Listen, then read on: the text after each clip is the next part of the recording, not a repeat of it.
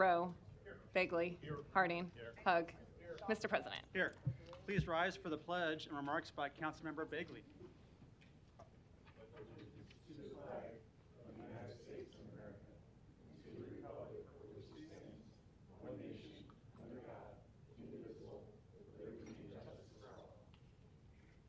Good afternoon. Please be seated. Happy New Year to everybody. It's our first meeting of 2024. First, it's National Law Enforcement Appreciation Day. So, as we talked about this morning, every day should be, but today is a day that is recognized. We want to thank our men and women in law enforcement for the work they do for us to keep us safe. Secondly, I'd like to thank the Omaha Public Works Department for the round-the-clock keeping the streets safe the best they can, keeping up with Mother Nature, the round-the-clock work that the local 251 men and women do, and others. And lastly, I want to tell a quick story that I think that would bring us well into the new year. My brother is a principal at Blue Stem Middle School in South Omaha, and I had the delight, he invited me, so when Big Brother invites you, you go. And it was for Lifetime Fitness PE students focusing on healthy cities. So I went and the kids had made little displays of what a healthy city looks like.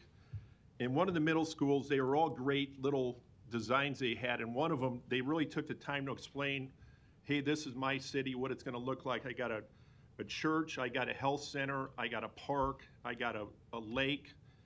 And one of the kids, when he showed his display, he said, it was 3 of them, and they said, in order to live here, you have to be kind. This little community is called Kindsville. So I think going into 2024, from the hearts of middle school students, what they want their community to look like, Kindsville, I think that's a good theme for the year as we go into it. So thanks for coming, everybody. Thanks. Thank you, Madam Clerk. An affidavit of publication is on file for the pre-council and city council meeting, and a current copy of the Meeting Act is posted in a white binder on the east wall of legislative chambers. Good afternoon. Welcome to the Omaha City Council and to our first meeting of 2024. We appreciate having you here, and we look forward to your comments on our many items. First, we'll start with a presentation by Councilmember Bagley. Thanks, Mr. President. Whereas Fred Wackerhagen started Friendly Fred's Service Station in the mid-1960s with the help of his wife, Marilyn, who acted as bookkeeper. And I'm sorry, you guys can come up to the podium. I'm sorry, I got ahead of myself there. If you want to please introduce yourselves. Hi, my name is Robert. Fred was my dad, and this is my wife, Marilyn. Thanks. I got excited to read this, so I'll start over Thank again. you. So thanks for coming down today. Thank you. Whereas Fred Wackerhagen started Friendly Fred's Service Station in the mid-1960s with the help of his wife, Marilyn, who acted as bookkeeper, and whereas their sons Robert and Ron took over in 1998 and continued their dad's legacy, and whereas Robert and Ronald Wackerhagen are proud that the business has been family-owned for 50 years now, and believe in their dad always saying friendly service is the most important part. Whereas Fred's Friendly Service Station was a next-door neighborhood favorite in 2017, 2020, and 2022, thanks to knowledgeable staff who are always willing to help maintain the highest standards of customer service and treat everybody like family. Now, therefore, be it resolved that the City of Omaha officially designates January 9th, 2024 as Fred's Friendly Service Station Day in Omaha, Nebraska. In witness whereof, we have set our hands and caused the official seal of the City of Omaha to be affixed on this 9th day of January, 2024.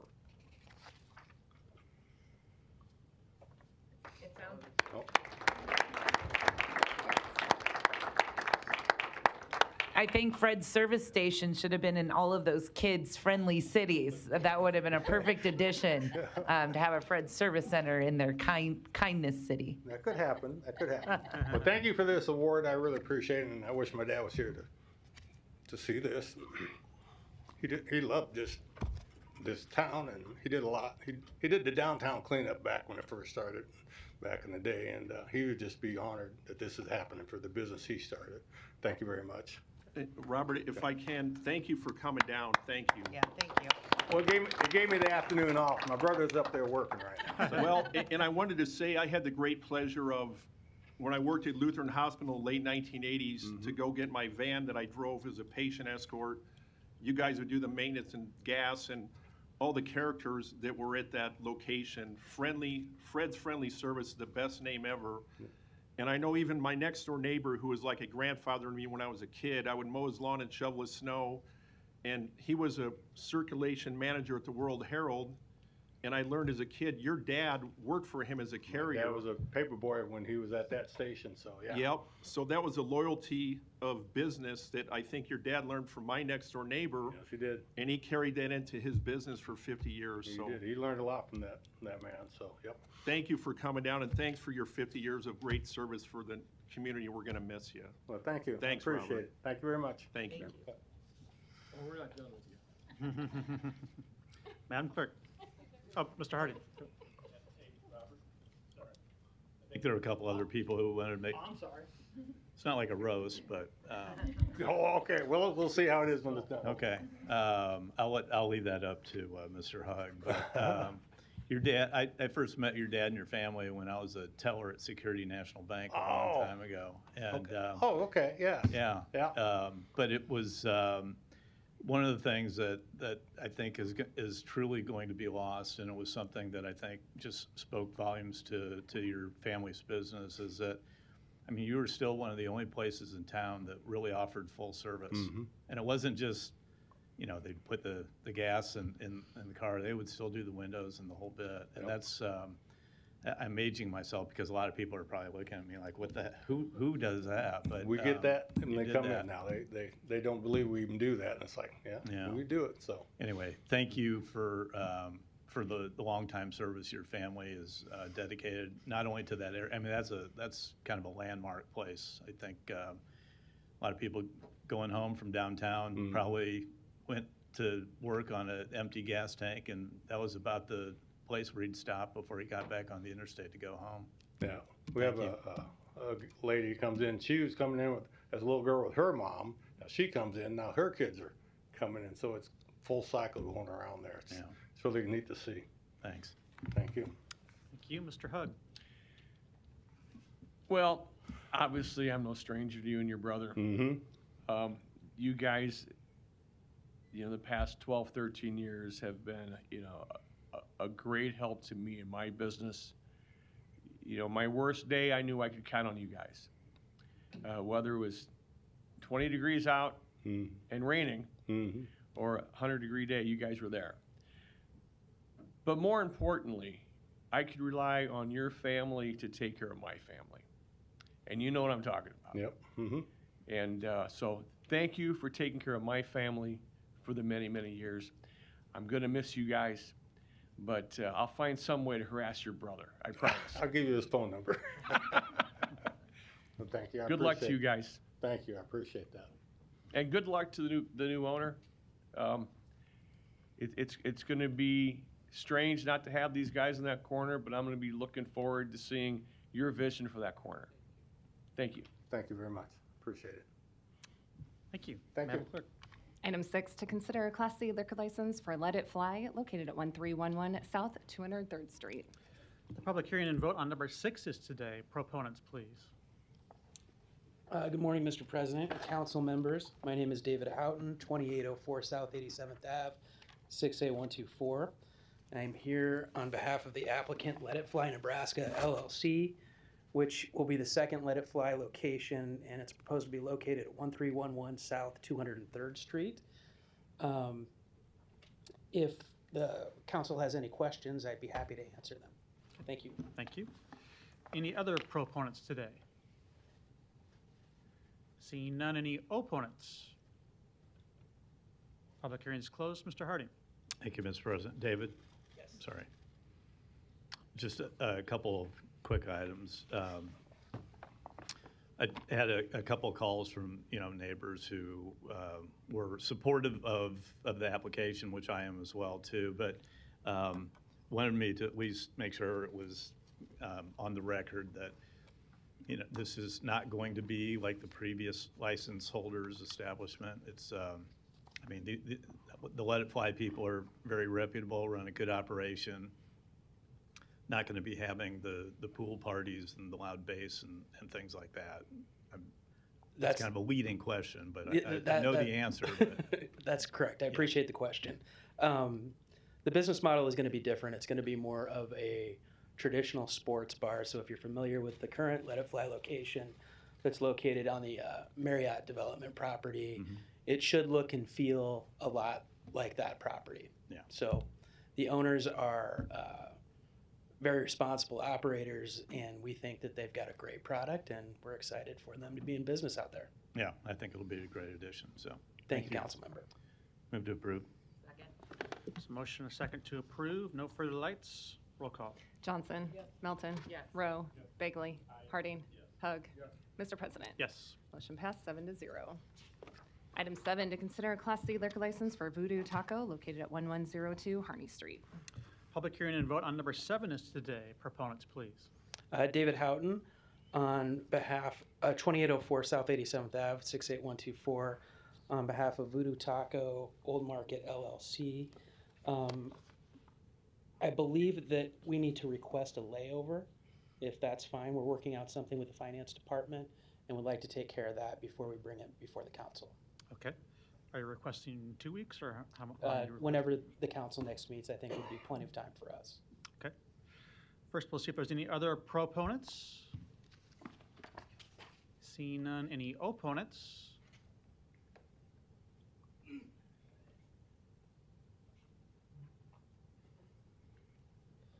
Luis Jimenez, 2709 Dewey Avenue.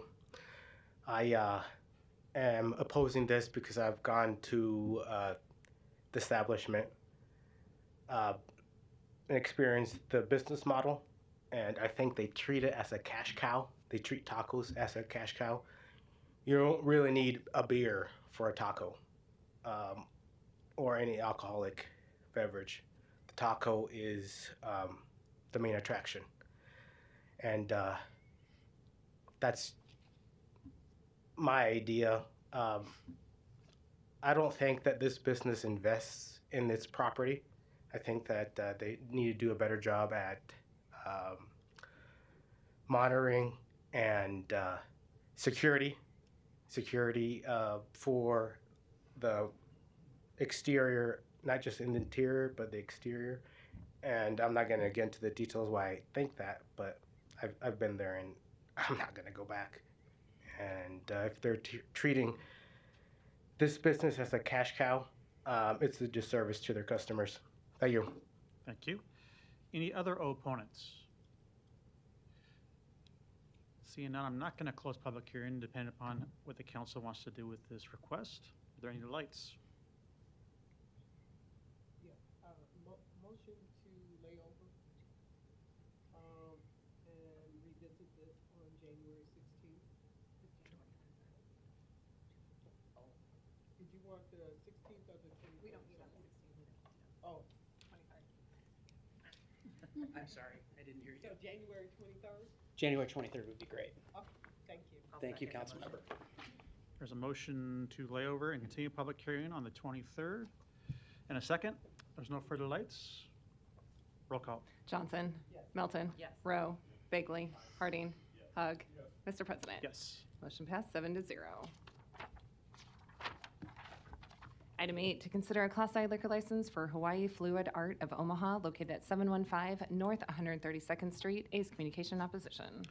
Public hearing and vote on number 8 is today. We have the applicant by Zoom, Mr. Triplett. Go ahead. Yes, I am applying for a liquor license. I'm opening up a kind of a paint and sip concept art studio off 132nd and Dodge. Okay, thank you. Any other proponents today? Seeing none, any opponents? And Mr. Triplett, we have your name and address for the record here, but can you say it out loud for us, please? The site address is 71. Your address, your name and address. Yes, David Triplett, 18314 Mina Street, Omaha, Nebraska 68130. All right, thank you. Public hearing's closed. There's no further lights. Move to approve. Motion and a second to approve. Roll call. Johnson. Melton. Yes. Rowe. Bagley. Harding. Hug. Mr. President. Yes. Motion passed 7-0. Thank you. Good luck. Thank you. Item 9, to consider a Class I liquor license for Panda House located at 301 South 16th Street. Public hearing and vote on number 9 is today. We also have this applicant by Zoom, Ernesto and Andrea James. Get you off mute here in a second. All right, try that. Hi, can you hear us? Yes. Our address is 1125 Stone Creek Drive, Blair, Nebraska, 68008. We are applying for a liquor license for the Panda House at 301 South 16th Street. Thank you. Any other proponents today? Seeing none, any opponents? Public hearing's closed. Is there a motion? Second. Motion to approve in a second. No further lights. Roll call. Johnson. Yes. Melton. Yes. Rowe. Bagley. Harding. Hug. Mr. President. Yes. Motion passed 7-0. Thank you. Item 10, to consider a Class D liquor license for NP Mart 23 located at 2901 Leavenworth Street. Public hearing and vote on number 10 is today. Proponents, please. Good morning, Mr. President, council members. Dave Houghton, 2804 South 87th Ave, 68124. Here on behalf of the applicant, Midtown Petroleum LLC, doing business as NP Mart 23. The proposed location will be at the former Fred's Friendly Service, and they hope to carry on their great legacy down there at 2901 Leavenworth Street, 68105. Because this application concerns a property in East Omaha, my client has been proactive in reaching out to the Leavenworth Neighborhood Association, in Common, which is a neighborhood association that's located in the PANA Association, and has taken a lot of input from the neighborhood. As a result, they don't intend to sell any single serving malt beverages under 32 ounces or any single serving shooters at that location. In addition, they want to make it clear to the council that they intend to operate as a traditional gas station and C-store. They're going to make they anticipate an investment in the location of $1.6 to $1.7 million. I think it's, we also wanted to point out they'll be serving hot, fresh food at that location, as well as fresh fruit and vegetables and packaged vegetables and fruit. If the council has any questions at all, we'd be happy to answer them. Thank you. Any other proponents that want to speak? Seeing none, any opponents? Public hearing's closed. Mr. Bagley, you're recognized. Thanks, Mr. President. David, can you come back down? Thanks. Good afternoon. Thanks for coming down today. Good afternoon. And I appreciate your client and your outreach to InCommon and the Neighborhood Association. We did get an email from the president of the Leavenworth Neighborhood Association, and he had some concerns about, you addressed part of them in your remarks. I think it's great that you want to sell fruit and vegetables, hot food, canned packaged fruits and vegetables, which, beyond, alcohol is not the primary reason for this business, correct? That's correct. Okay. And in your conversations, or email rather, to the Neighborhood Association, one of the things that was brought up is having maybe the sidewalks widened for pedestrian access points, and there was also some concerns about bike lane safety. So I know if you want to speak for your client on how you guys would address that. Yeah, I think my client shares Leavenworth Association's concern about pedestrian traffic, so they'd like to make this as safe as possible.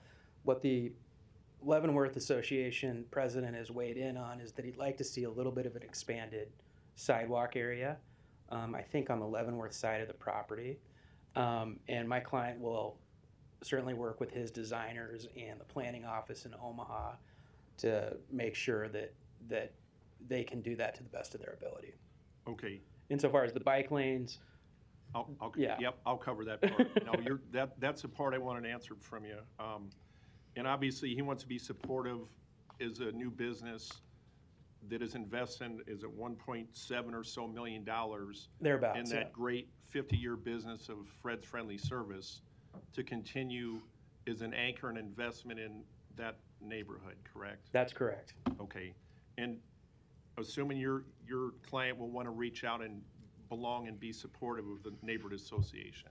Yeah, the idea is, although it's in the Leavenworth Neighborhood Association, I think they also intend to join PANA because they expect a lot of their customers and the community is so close. And like I said, we were able to meet with InCommon about a month back, and it's my client's intent, as with all of his locations, to be actively involved in the adjacent neighborhood associations. Okay, and I appreciate that meeting. I wasn't able to make it in December that you guys have it. You and I have spoken several times, and I've been pleased with the outreach and the answers you provided. So I got a question that this is for Mr. Stubbe in Public Works. Bob Stubbe, Public Works. Bob, is somebody on your staff available to answer some questions on the bike lane? Absolutely. Jeff Risselman, traffic engineer, is here. Thanks. Thank you, Councilman. Thank you. Good afternoon, Jeff Rieselman, City Traffic Engineer. Jeff, Happy New Year. Good afternoon. Good to have you here. Can you just give some thoughts on, that's not a protected bike lane on Leavenworth Street. In the neighborhood association, they're very pro-bike, as many of us are.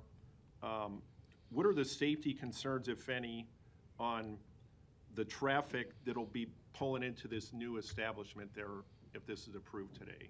Well, with the bike lane, it is a buffered bike lane, so it's a little bit wider and it has a little bit of a space, additional space between the vehicle traffic and the bicycle traffic. We did check crash history, and there are no crashes involving bicyclists in the bike lane. It is a mixing zone. We recognize that. This is an area where a lot of traffic is accessing the interstate. So, and they're two one-way streets. It's eastbound only on Leavenworth and southbound only on 29th. So there's a lot of eastbound right turns which mix or need to transition or encroach into the bike lane. And despite that, we're not seeing any crashes involving bikes. Okay, thanks, Mr. Rieselman. Yep. Thanks. I don't have any other questions, Mr. President. I know there's others in the queue, but I'll make a motion to support this today. Thanks. Okay. Motion and a second. And does that include the restrictions that were discussed? Yes, Okay. it does. Do we need to make that? Do we need to make that clear for the record too? Yeah, we'll edit it. Okay. Mr. Hug, you're recognized. I just, one question. Are you gonna be 24 hours? Thanks for the question, Council Member. We, at this time, the anticipated hours would be 6 a.m. to 12 a.m. Okay. Thank you. Thank you, Mr. Harding. David? I know you're kind of new to doing this. I'll stay up. Yeah, I was going to say, a lot of times maybe sit down there for a while. Actually, I'm glad it was asked just a minute ago about the restrictions. So could you go over, because I was, in the application, I didn't see the operating statement. I think there was a PDF attachment that's not showing right now that says business activity, so maybe that's where it was. But could you restate what the restrictions are that the owners agreed to on the sale of? The sale of would be no beers or single malt, or not single malt beverages under 32 ounces, and no liquor shooters. So like the airplane bottles of shooters. Right. The idea is, I think, for the Leavenworth Neighborhood Association is in some ways litter, but also want to be sensitive to the fact that they don't want to encourage and use it as your refrigerator. Right? Exactly. Yeah. Exactly. When you say under 32, Mm-hmm. so I'm assuming, because a lot of those come in 32 ounce, so those would be sold as singles, the 32 ounce? My understanding is it's, and I'll clarify this with my client, but it would be any 32 ounces and under. Okay, could you clarify that? Because that's why I wanted to bring that up. That's correct, yes. 32 and under? Mhm. Okay, for the record, then. Just wanted to make sure we had those restrictions on the record. Thank you. Thank you. Yeah, thank you. And that is your motion, right, Mr. Bagley? Yes, it is. Okay. There's a motion and a second. No further lights. Roll call. Johnson. Melton. Rowe. Bagley. Harding. Hug. Mr. President. Yes. Motion passed 7-0. Item 11, to consider a liquor license addition application for Tupelo Honey Southern Kitchen and Bar to add an outdoor area located at 830 Harney Street. Public hearing and vote on number 11 is today. Proponents, please. Hi, my name is Tyler Johnson with Fraser Stryker, 500 Energy Plaza, Omaha, Nebraska 68102, appearing on behalf of applicant Tupelo Honey Hospitality Corporation. This addition application pertains to a outdoor patio space. This patio space was actually a part of our original application. However, at the time, applicant wanted to open up shop. The patio wasn't quite constructed yet. So the commission asked us to submit this addition application, so we've prepared and submitted this. Nothing's changed since the original application with respect to the patio space. It was just simply a construction delay. Thanks. Thank you. Any other proponents today? Seeing none, any opponents? Public hearing is closed. Ms. Johnson. Thank you, Mr. President. Motion to approve. Second. There's a motion and a second to approve. Roll call. Johnson. Yes. Melton. Rowe. Bagley. Aye. Harding. Hug. Yes. Mr. President. Yes. Motion passed 7-0. Thanks. Item 12, to consider a Class D liquor license for Everest Gas Mart located at 5188 Leavenworth Street. A is communication and support, B is communication opposition, C is a copy of Resolution 2017-0823 with conditions. Public hearing and vote on number 12 is today. Proponents, please. Good afternoon, Mr. President, members of the council. My name is Nicole Kavanaugh, 1905 Harney, Suite 708, Omaha 68102. I am here representing Tamu LLC, doing business as Everett Gas Mart. My client is present today. I'm just here to see if you have any questions. I did just initially, I provided copies of an email that I sent out last week with some information, additional information with regards to that application, and then I also provided a picture today. I have an additional picture that shows more of the signage being cleaned up. I've been told I have to use this machine next to me. I'm not sure that I will. Yeah, if you just move the arm up I've been known like to this. break some things, so. Push the arm up like that, and then it'll show it. You just want to place it on the platform there. There you go. And on, all the way up. Oh, look at that. And on top of that is a zoom in, zoom out button. Okay. I'm not sure what the marks are. I'm sure that's my error. But You want to use this one, Ms. Kavanaugh? This one's clearer. I think it's actually, oh, It's not as, it was snowing. I don't know. yeah, this one. Can I approach that one? It almost looks like the screen. I think it's the screen, but. Raise the arm more. Yeah.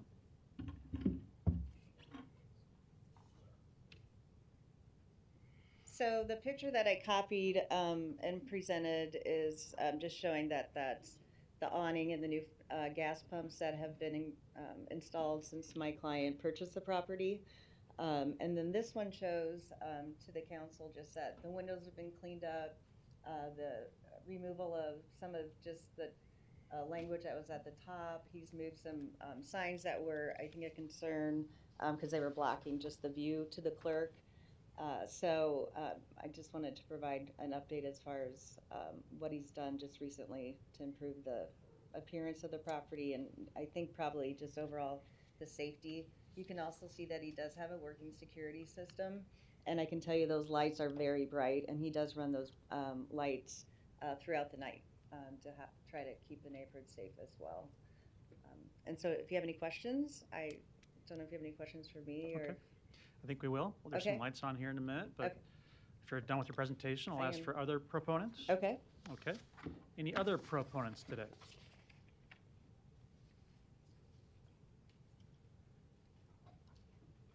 Good afternoon. My name is Jim McGee, MCGEE 5225 Jackson.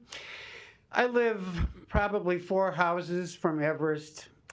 I think since it's Kindness Day here at the City Council, Mr. Gurung is one of the kindest, most decent people you'll ever meet. And I'm proud to come down here. I do not drink. I may be the only Irishman in the world that doesn't drink. Nonetheless, I still don't object to having a liquor license so close to my home. I'm proud to have Mr. Gurung as a businessman neighbor, and everything that he does in the neighborhood, you'll hear nothing but kind remarks. I liked some of the remarks I've seen from the councilman today on putting controls on some of these types of facilities in Omaha. I know there's a lot of complaints. The closer you get when there's single shot liquor, you start seeing litter. But in this case, Mr. Gurung closes at 10 p.m. and I don't anticipate any problems. I believe any conditions you put on him that he will comply with.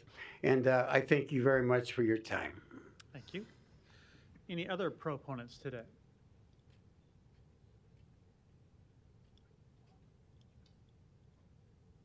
Okay. All right. Seeing none, any opponents?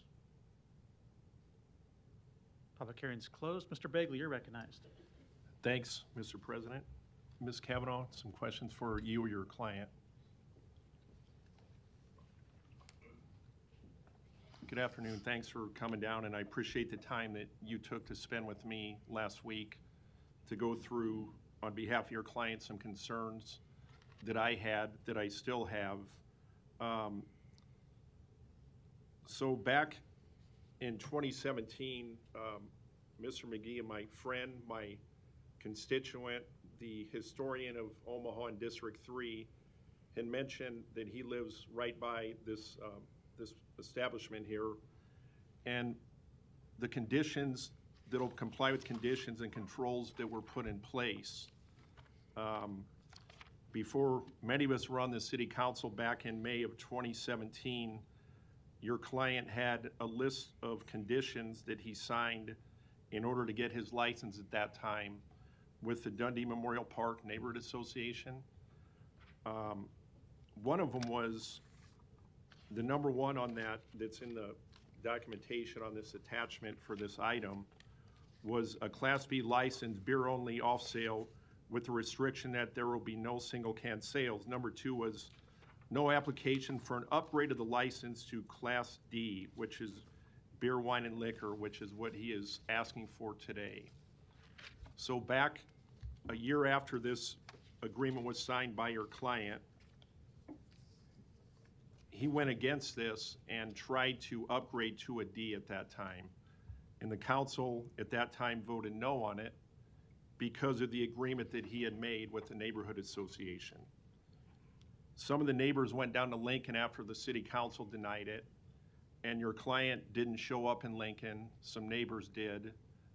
They wanted to hold his agreement in place that he agreed to. And I know I did a request to see if there's been any police calls here in that time from when he entered into this agreement to now.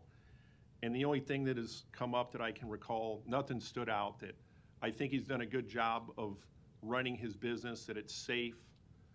But I believe the reason for that is because of the conditions that my predecessor on the council got a signed agreement with your client.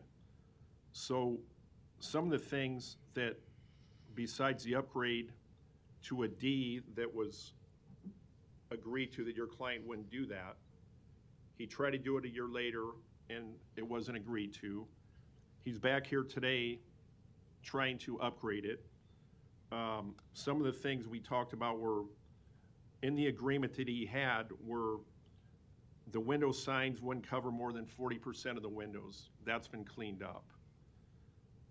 The dumpsters shall be covered and not be visible from the street in compliance with the City of Omaha garbage ordinance.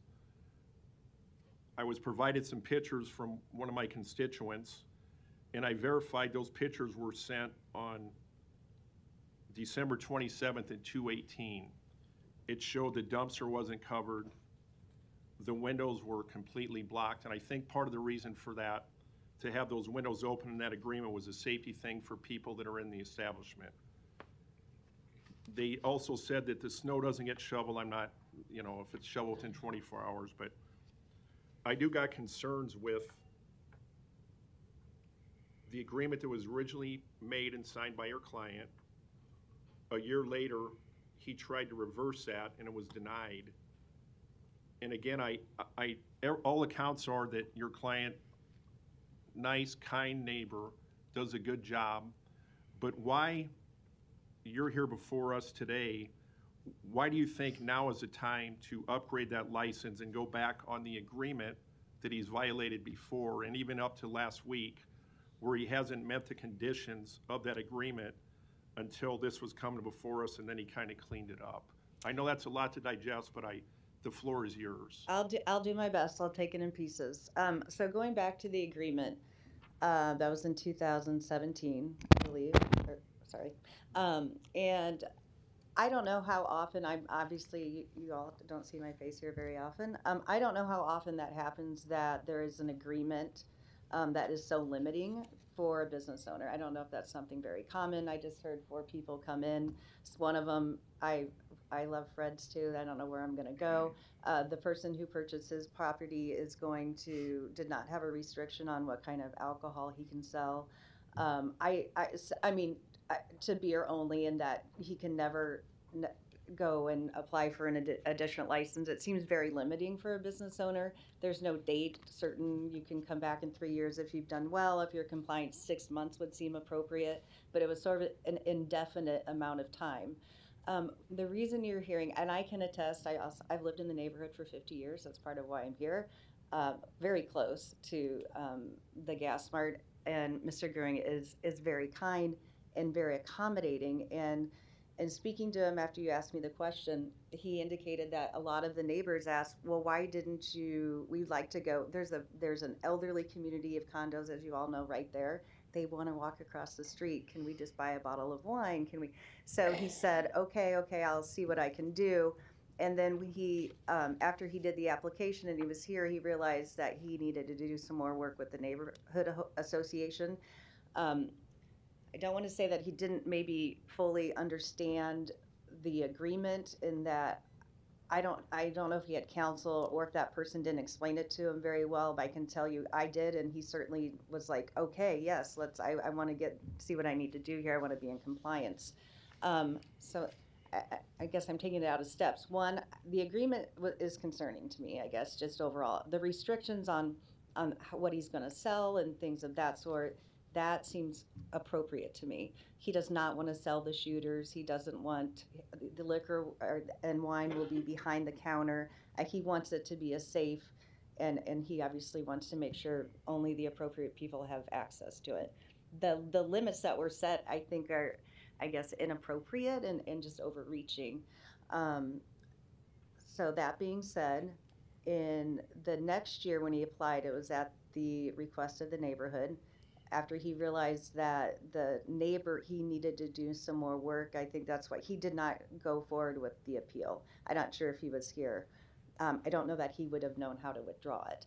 And so he waited, and so now 6 years later, he has not applied again. He has done improvements. He moved the bathrooms that used to be outside. He built new bathrooms on the inside so people weren't trying to get in there. And the security system is high tech. He can see every little thing about every person that approaches that building 24 hours a day. Put in a new HVAC system. He has the gas stations pumps are new, and all the things that are new. That all happened in 6 years. And probably most importantly, he hasn't had any violations of his license.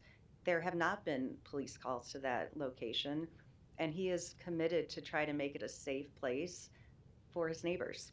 And I think Mr. McGee is telling you that today, because if you stand 15 minutes outside his shop, everybody's going to walk in and say, hi, Netra, good morning, how you doing today? And he knows their name. He gives them what they need if they want coffee. He answers questions on what they need to do. And so, I mean, I think after the 6 years is way too long to bind somebody, first of all, on how they can. I don't think that's appropriate on whether they can reapply to a liquor license. And part of that is so he can come here and show you all that he's done, and make you all feel comfortable with giving him that license.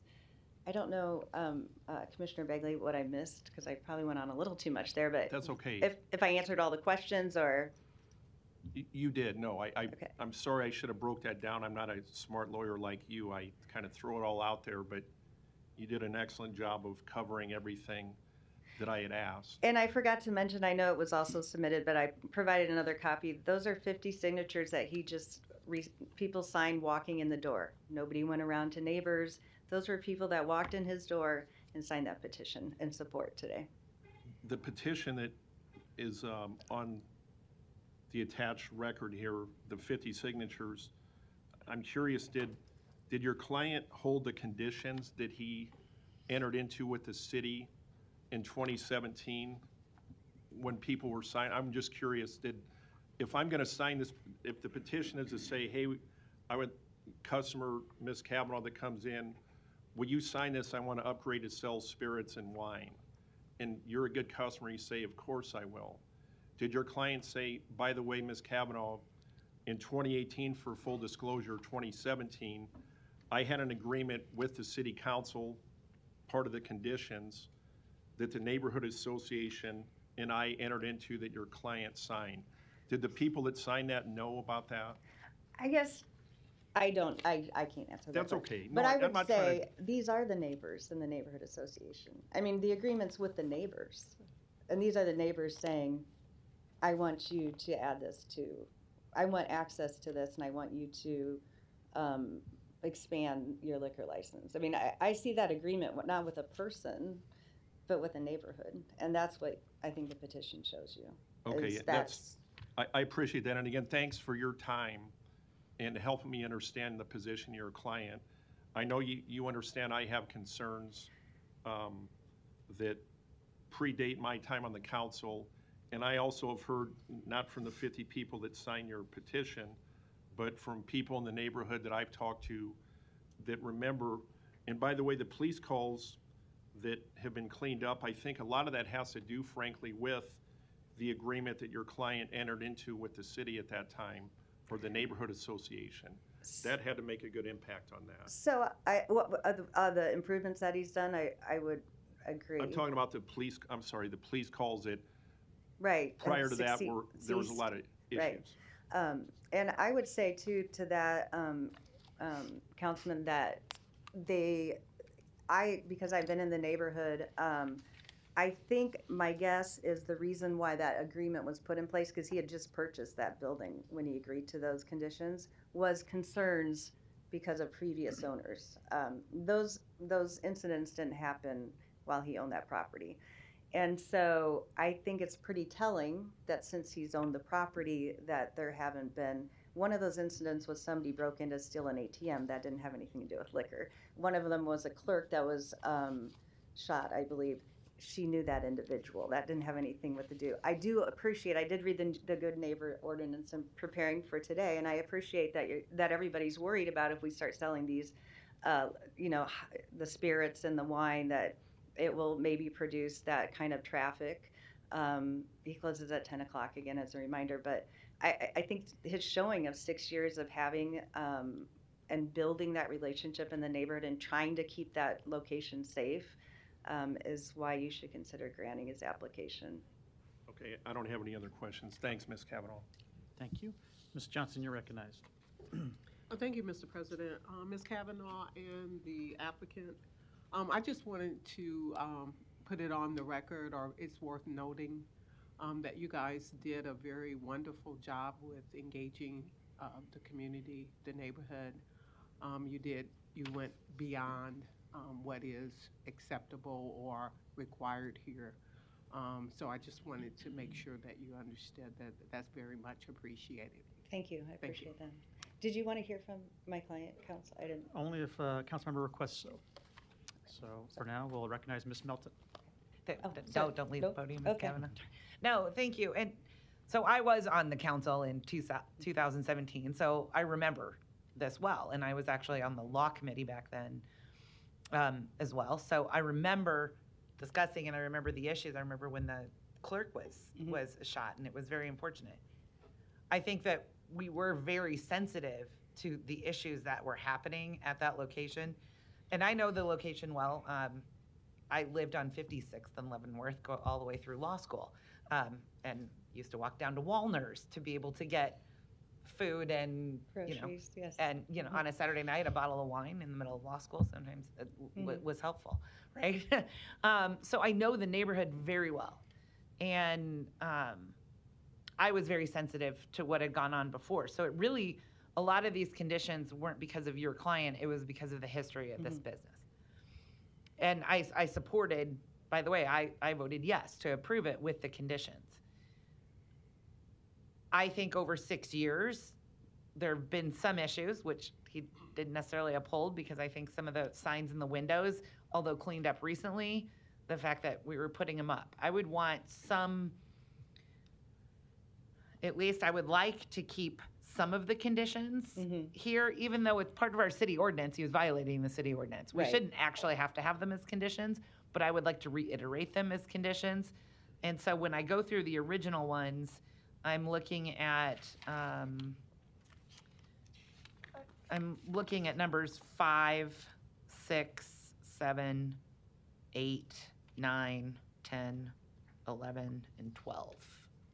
I mean, those are all most of it is part of our city ordinances anyway, so I would hope. But I would like to reiterate that he needs to follow the city ordinances because he's violated them since then. I think what upset me, at least back then, was the fact that he agreed to the conditions and then literally turned around and went down to the liquor commission and to try and basically override what he had agreed with us on. But that was also in 2018. So I would have to agree with your argument of how long is it indefinitely that you have these conditions when since that time, other than some of the sign violations in the window, which are very concerning, and it trashes up the neighborhood. Yes. And I'm fairly certain all of the people that signed this saying we're fine with him having the alcohol would probably also sign something that says, but we don't want the trashy signs in the windows, or on the poles. And I get it.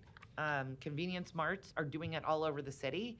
It doesn't make it right. It still trashes up the area. So I would really like him to commit to that. Okay. And if he would commit to the no singles and nothing 32 ounces or less, which is a very common stipulation that we ask of for many owners. I guess I don't see a difference between selling a bottle of wine and a 6-pack of beer. I do think that having a larger bottle of alcohol where his store is not being used as what we call the refrigerator for the neighborhood, that I don't see a difference. I do think that potentially minus some of the smaller issues, he's earned it, but I want commitments, and not commitments that he just makes today, and then 6 months from now, he doesn't care what he said in front of us. But also you weren't his attorney back then, and so I'm going to kind of hold you on the hook that when I drive by there and I see it, I may give you a call and say, he put signs back up in the window. Nicole, can you please get him to follow through with his commitments? And if he's serious about that, I would actually support expanding it with the condition of no singles and I would say no 32 ounces or less, like Mr. Harding had kind of defined in the last one to make sure that was clear. Can I speak to that? Yes, please do. He definitely agrees to both. He actually has no intention of selling either the shots or the under the 30. I think I used the wrong amount because it's my inexperience with what the bottle sizes are. But yeah, under the 32. And I too agree that it was congested on the windows. I think that it was a lot of, as you know, the reps show up and say and so I am now committed. I live in the neighborhood. They will not be on the windows, for whatever that is worth, they won't. But we had a really good talk about how you can manage that with your reps you just can't do that. Well, you might tell the reps, I won't be able to sell your product if you want to put that up in my window. So that seems maybe really obvious to everybody here, but I don't know that it was so apparent to my client, Mr. Goering, to say no, we can't. I'll just have, they have all those incentives. Not that he doesn't know that, but I don't want to downplay that. But I mean, just to keep that window clean, because that's essentially what it came down to. So Right, and even for security, you want to be able to see who's coming in and Exactly. out. I mean, I just think for Perfect, the security yes. of his own staff, Yes. he would want to do that as I well. would agree. And I noticed that Dundee, the gas station up there, does sell wine and alcohol as well. And so I think and that's a good example of, keeping that open too as well. But, so Right, yes. and they do a very good job of keeping it clean and nice and, not offensive, because nobody in that neighborhood, I think, wants those big No. alcohol signs No. there. So yes, you have my and his, if you want him to come up, agreement. And I would not be opposed to putting that into, or continuing those conditions. Okay, and I do think if we do that, there's another council member, I think, in the queue, but before we vote on it, I would like to call him up. Sure, absolutely. Not that we don't take lawyers' words for things, I but know. it's always good to come right from the client to have the applicant actually on the record accepting it. Absolutely. Thanks, Ms. Kavanaugh. I have nothing further. Thank you. Thank you, Mr. Harding. Nicole, I'll have something for you in a minute, but first, is there any time, what's the time on this? I know, I'm. No, I meant for application purposes. There is not time to lay it over. Okay, and the reason I ask that is because I'm kind of in agreement with Ms. Melton on maybe making some modifications to this. I hate doing it on the fly, but if we don't have the time, that might be just what we have to do. So I've got a number of questions for you, Nicole, and so bear with me. I think that's frequently my route down here on Tuesdays and other days, and I too noticed that it wasn't until kind of recently that the signs were removed. So I appreciate the attempt to take them down. I wish it would have been done sooner, but did he? I don't. It wasn't one of the. I don't think it was one of the requirements. But did he ever join the neighborhood association? Yeah, I'm gonna actually let you speak to he we lost. Oh, Jim, maybe because I know he's reached out by email. To engage with the neighborhood association. I was just discussing with him how he can actually become a member so that he's not cut off of communication. So, is he an actual? I can't answer that. Sorry, Okay, I can't speak Okay, out so- off the record. And but I'm yeah. not gonna. I wouldn't. I'm not gonna. I'm gonna add on to maybe what Ms. Melton had for requirements or clarify as well. But I'm not gonna make that a requirement. But I would certainly encourage it. Absolutely. I did discuss that with him, and he would. Okay. He knows everybody's name anyway, so I think it would be Is this his only store? yes. Okay. And then I totally agree with you on when this was done, and I understand the reasons, and I remember Councilman Jerem's reasons. I think if I can talk for him since he's not here, at least in part, the reasons were because of the past issues that there had been with the property. I think there was someone that was actually killed there, and it was not a well-operated. It was not a well-operated business, and kind of talked a little bit about that earlier too. We had another liquor license holder who is no longer in business and have a new operator coming in, and they are well established and have a good track record, and so I think that means a lot, and we've got 6 years of a track record at this point. I think he's run a good establishment. I think the police calls to, or lack thereof really, speak to that. So I think that's all favorable too. And I don't remember if Mr. Grung had representation that day or not, but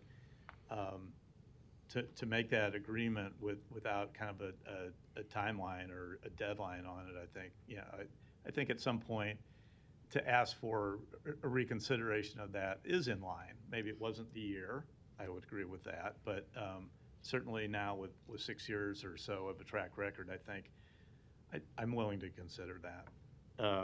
Thank you.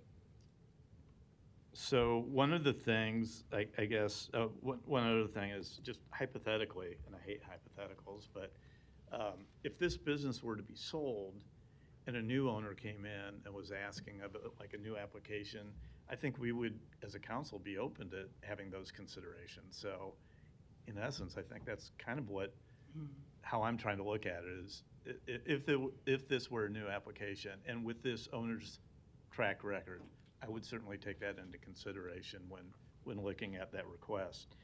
So I want to ask you a couple things.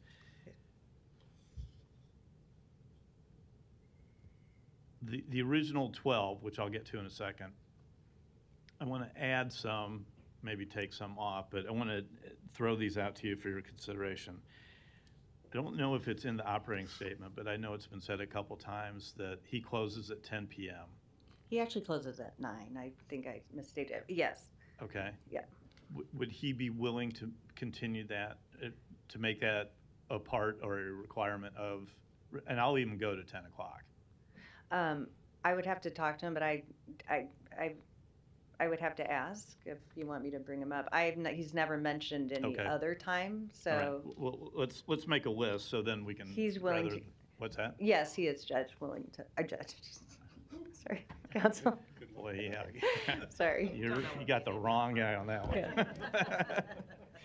Yes. I'm usually on the other side. I know. I'm sorry. Habit. So yes, he's and not as an attorney. He's willing to agree to that condition. Okay, and I did say 10, so 10. I'll leave it at 10. If someone wants to change that, that's fine. I also heard you say something about that he would have the liquor behind the counter. So his plan is to have it behind, basically, so that it's not out where other people have access. If you wanted to purchase the wine or the liquor, the spirit, whatever, you would have to ask the clerk to give it to you, Right. and that protects him and the store as well. I So actually like that one a lot. I'm glad you brought that up because I like that. So I would also include that as a requirement. And I would have to ask him again. I mean, that's what his intention is. I'm always reluctant. I saw a thumbs up, but Oh, okay. I mean, I know that's what he wants to do. I hate limiting sometimes because I'm afraid we're going to be back here. No, and I again. understand because because there's a lot of shelf space that especially for wine and Except the white wine should probably be kept refrigerated. I know, that's what I'm thinking. There's going to be some. Yeah. So let me do it this way. I think that the spirits would have to be behind the counter or secured such that the clerk would have to. Someone help me out with the words. The clerk would have the only access to it to give to the customer. But the wine, I guess, certainly because I know Miss Melton's must be a white wine drinker if she knew that. I just know that it needs to be kept. She just heard that from someone. Anyway, so I would make that a requirement. Okay. I'm suggesting that as a requirement.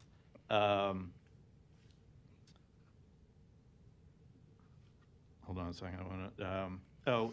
I wanted to go back on the windows.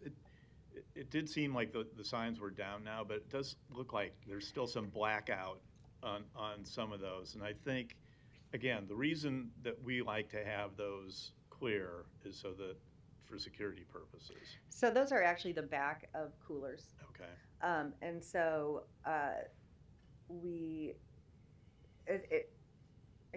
not well, is that more, not that we don't know the answer to this today, but if that's more than 40%, and maybe it's not when you count the entry and the rest of the windows, but I would say if that's the case, then he's not going to be able to have really any signage in those windows. Right. I'm not going to change that requirement. I'm going to keep it the same. Okay. I appreciate that, and we'll work on that. Okay. Councilman. So now, so with I guess my two additional requirements, that being about where the spirits can be stored or how the spirits will be handled, as well as the wine, and then the time of closing. Those are my two new requirements. So I guess I would then amend the number 1 of the conditions for liquor license for Valero at 5188 Leavenworth Street that was dated May 1st, 2017. That it would be a Class D license but with the restrictions that there be no single can sales of 32 ounces and under, as well as no single shot or airplane bottles of spirits. I would remove number 2. And then I think I would keep. So Then- Mr. Hardin, then- not to interrupt you, but Yeah. this would be a new amendment you're proposing, so you would not be amending these. I would propose it as a Okay, new amendment. okay, let me do it that way then. I would propose a new amendment that would incorporate the agreement from May 1st of 2017. And it would be, I would keep the items 1, as I just discussed. It would be a Class D license, but with the restriction of no single can sales of 32 ounces or less, and no sale of the so-called airplane bottles of liquor. I would not have any restriction on the an upgrade for a separate license or a different license. I wouldn't have that one in there.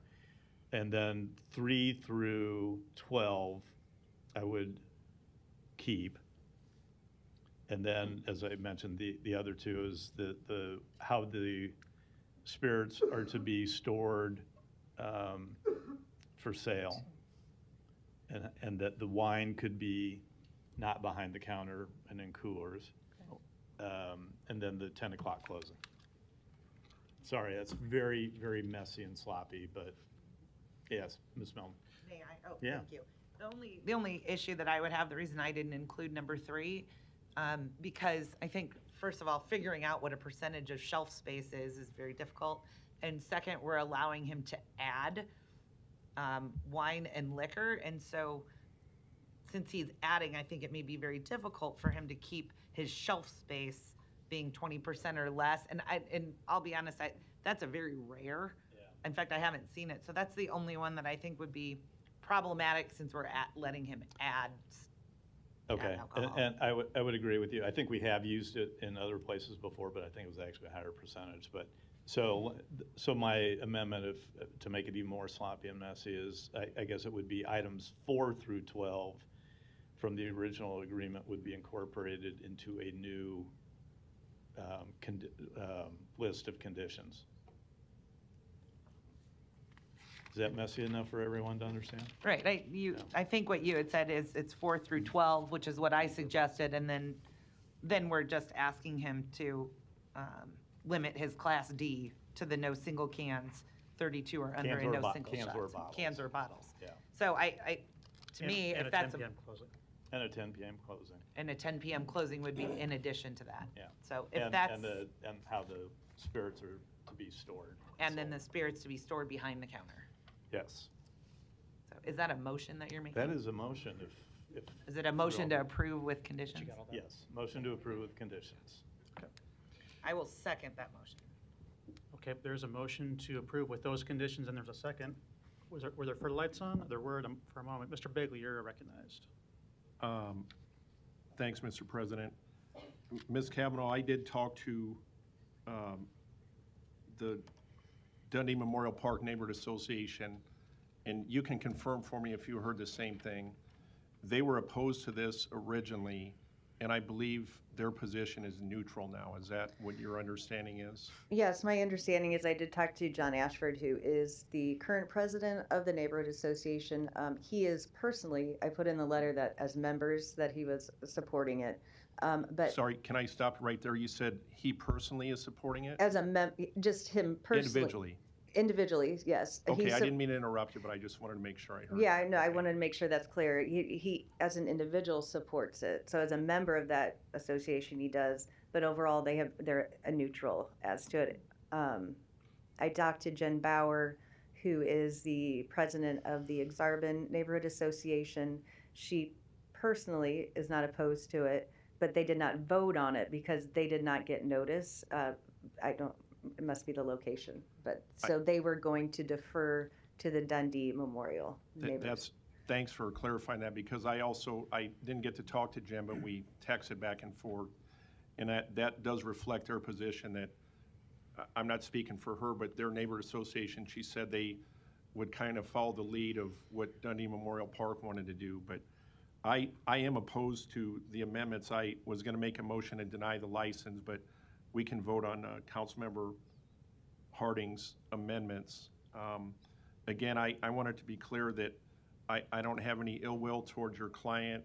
All accounts are that he's tries and wants to run a good business. But to me, when you sign something and you have conditions, that has to mean something. If somebody approaches me as a council member today and the agreement that's signed and agreed, it's violated, then to me, it's the council's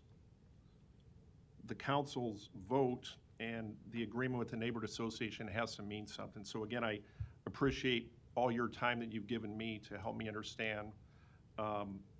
And your client, I wish them continued success, but I wouldn't vote to support this license as proposed today, and I'm going to vote against the amendment as well. Thanks, Mr. President.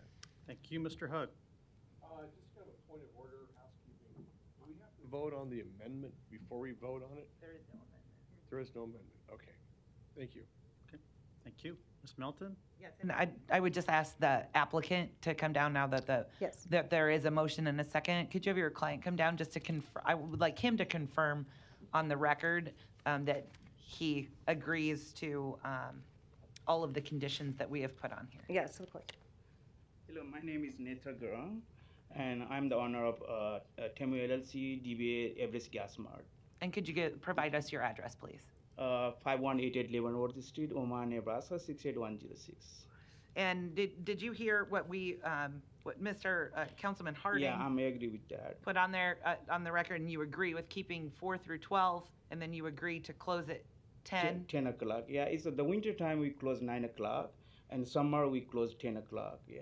Okay, and you understand that what's really important too, in addition, is you know, you agreed to things before, and that's what Councilman Begley is, you know, is saying that he's upset about. You agreed to that with his predecessor, and by the way, myself, and I voted for your liquor license in 2017 because I believed you, and I was counting on you keeping your commitment. Yeah, before I bought that place, I emailed to everybody in neighborhood association, and that time everybody said yes, and they said there is one guy, really opposing that liquor license in that place, and they gave the Dave Singel's name, and I talked to Dave, and he gave me that the letter. So you gotta sign. If you sign this one, then I understand. And he had a different attorney who may not have given, all of us attorneys, we don't always give the best advice. I think you've got an attorney that has made some commitments and that also lives in the neighborhood. So I think, you might be her client, but she's going to hold you to promises that she stood up here and made with you, right? So I need you to, though, make sure you understand you've got to follow your commitment, because you're making a commitment to the city council, but you're also making a commitment to the neighborhoods, to the neighborhood associations, to the people that live around you. Yeah. Okay? I really love my neighborhood, Well, can I get a yes or a no?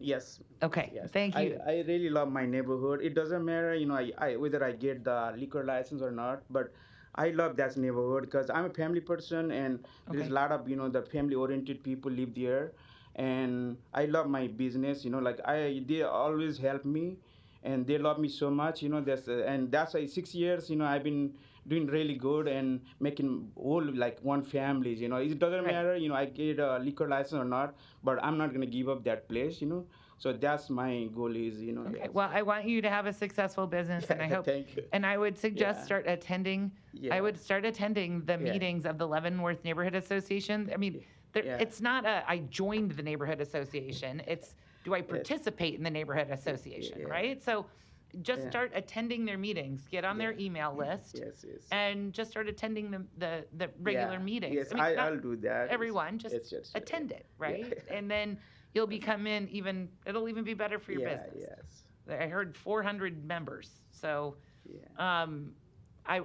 that's how you join a neighborhood okay, association. It's not an application process where Yeah. you're accepted or not. You just start participating and Okay, start sure, attending the meetings and sure, get on sure, the email list. yeah, Okay? yeah. All right. Well, I appreciate that. Thank you for All coming right, up thank you. and personally committing to the conditions that we all right, put on here. And all right, I thank you. hope you Yes. stick to these conditions. Yes. Okay. Thank you. Thank you, Mr. Bagley.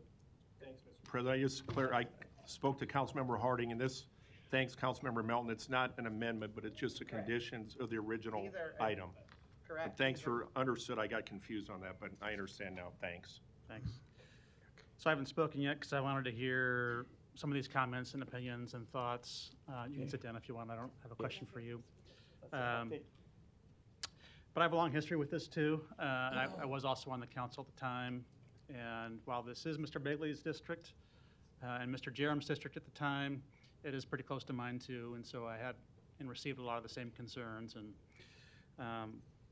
I do generally follow the council members' recommendations from that district, and I did at that time, and also found it very concerning that we were back here just a year later with trying to amend those conditions, and felt strongly that that was not the right thing to do, or to even be suggesting at that time, and voted against them.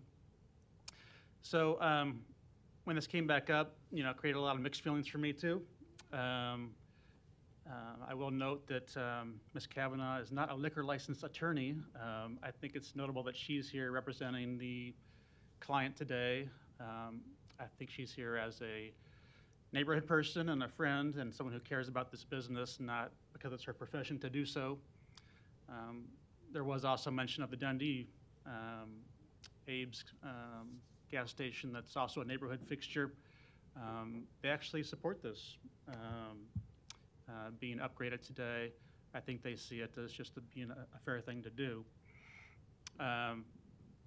In many respects, the conditions that were just kind of worked out are a little bit, actually a little bit stronger than what we have here in front of us today, or that you had to comply with previously, realizing you would have some expansion of products you can sell.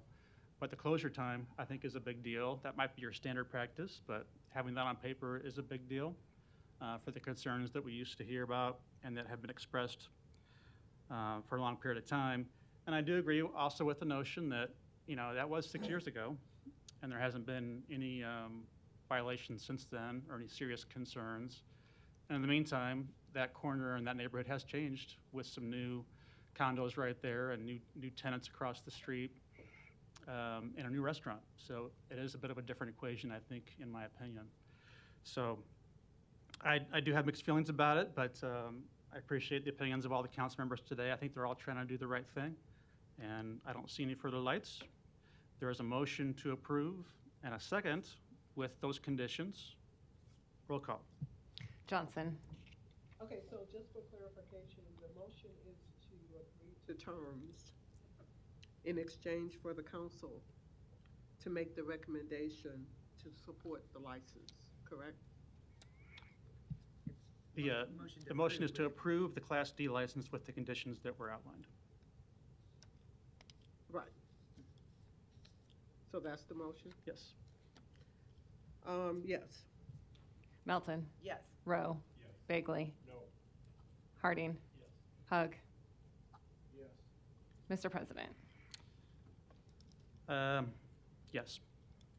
Motion passed 6-1. Item 13, a resolution. Item 13, a resolution to approve the preliminary plat for Redwood Honeysuckle located northeast of 203rd Street and Honeysuckle Drive. Planning Board and Planning Department recommend approval. Public hearing and vote on number 13 is today. Proponents, please. Hello, Mr. President and members of the council. My name is John Coolidge with Lamper and Earson. I'm the engineer for the project. I'm here on behalf of Redwood Apartment Homes. We submitted a PUD and preliminary plat that went to Planning Board in December, and the preliminary plat is moved forward to you. The PUD and final plat will appear to you after we submittal of the final plat. So this is here so that we can submit the final plat for the project, which will be Redwood's fourth project in the metro area, third in Omaha. It's 200 units that we're proposing there. So look forward to your support and happy to answer any questions you might have. Thank you. Other proponents? Seeing none, any opponents? Public hearing is closed. Second. Motion and a second. Roll call. Johnson. Melton. Yes. Rowe. Bagley. Harding. Hug. Mr. President. Yes. Motion passed 7-0. Item 14, a resolution to approve the preliminary plat for Coventry Replat 17, located northwest of 204th and Harrison Streets. Planning Board and Planning Department recommend approval. Public hearing and vote on number 14 is today. Proponents, please. Kyle Hazy with ENA Consulting Group, 10909 Mill Valley Road, representing the applicant.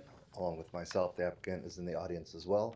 I'll make myself available for any questions you may have. Thank you. Any other proponents?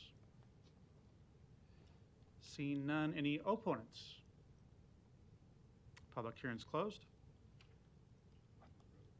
Second. Motion and a second to approve. Roll call. Johnson. Melton. Rowe. Bagley. Harding. Hug. Mr. President. Yes. Thank you. Motion passed 7-0. Item 15, a resolution to approve the preliminary plat for Simple Foundation located at 3003 Q Street. Planning Board and Planning Department recommend approval. Public hearing and vote on number 15 is today. Proponents, please. Hello, Mr. President and council members. I'm Michael Olton with Earhart Griffin and Associates, 3552 Farnham Street. The applicant is here as well. Happy to answer any questions you may have, and thank you for all your help so far. Thank you. Any other proponents? Seeing none, any opponents? Public hearing is closed. Motion and a second. Roll call. Johnson. Melton. Rowe. Bagley. Harding. Hug. Mr. President. Yes. Motion passed 7-0. Item 16, a resolution to approve the preliminary plat for Elk Valley Commercial located southeast of 204th and West Dodge Road. Planning Board and Planning Department recommend approval. Public hearing and vote on number 16 is today. Proponents, please. Hi, Andrew Reck with Fully Shawled Engineering, 14503 Grover Street, here as representative for the applicant, here to answer any questions. Thank you. Any other proponents? Seeing none, any opponents? Public hearing is closed. Motion second to approve. Roll call. Johnson. Melton. Rowe. Bagley. Harding. Hug. Mr. President. Yes. Motion passed 7-0. Items 17 through 21 can be considered together for Cherry Creek, located west of 103rd Street and Blair High Road. Planning Board and Planning Department recommend approval. Items 17 and 18, ordinances to rezone this property from DR District to R4 District and R6 District. Item 19, an ordinance to approve a PUD overlay district. Item 20, a resolution to approve the final plat. Item 21, a resolution to approve the subdivision agreement. Public hearing and vote on items 17 through 21 are today. Proponents, please. Thank you, Mr. President. Happy New Year, everybody. Brent Beller, 1140 West Center Road. On behalf of the applicant, with me today is Kyle Hassey with ENA Consulting, here for any questions on the final plat, which substantially conforms with the preliminary plat. Thank you. Any other proponents? Seeing none, any opponents? Public hearing is closed. Mr. Rowe, you're recognized. Are the, when I was looking at the plans, there's multifamily and then attached single family. Is this similar to the Redwood where it's an all for rent, or are some of the houses townhomes for sale? So, good question. It's actually, let me pull out a map here. That's easier. So here's the property. Once we get dialed in here. We're actually doing this in phases, and when we first presented this before you all, we mentioned this. So this is Highway 131 on the east side. This is all for rent multifamily. The future phases, which would be this up here on the west side, and then right here, this is another phase. We don't know, is the honest answer. Those could be for sale. They could be rent. In this market, they don't know. So that's why we're focusing on doing phase one, which is all multifamily. There is some single family. I should mention part of the plat you're approving today, I think there's 7 lots right here that will be single family homes. Everything else on phase 2, we're just not sure yet. Okay, thank you. Thank you. No further lights. Is there a motion? Motion and a second. Roll call. Johnson. Melton. Rowe. Bagley. Harding. Hug. Mr. President. Yes. Motion Thank you. passed 7-0. Item 22, a resolution to approve the proposed community redevelopment area and extremely blighted area designations for the area generally bounded by Mason Street on the north, Interstate 80 on the south, the Union Pacific Rail Line on the east, and the Field Club Recreational Trail on the west. A's communication in opposition. Public hearing and vote on number 22 is today. Proponents, please. Yes, good afternoon. Don Seaton, Omaha City Planning. This item asks you to designate a portion of South Omaha as both a CRA and an EBA. I'm using some acronyms today throughout this presentation, so that might be a good place to start. CRA is a community redevelopment area. That's a designated area that allows redevelopment projects to apply for assistance from our TIF program, and TIF is tax increment financing. The other acronym is EBA, and that stands for an extremely blighted area. It's an additional designation on top of a CRA that allows for a longer TIF financing term, a 20-year term rather than a 15-year term.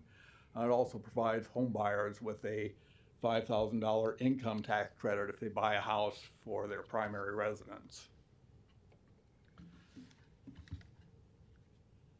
Just to put things in context, this map shows the existing designated community redevelopment areas within the city of Omaha. The gold star is the area that we are focusing with this agenda item presently. So it's a fairly large expanse of areas. A number of designations have been made over the years.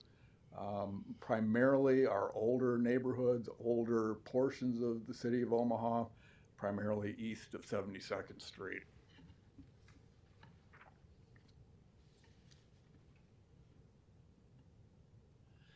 Okay, we launched this study, CRA study, EBA study, in response to a request from Patrick Mason, who has assembled a development team that is working to redevelop property that is presently occupied by the tall grain elevators, the silos, concrete silos at 34th and Vinton, and another parcel just to the north.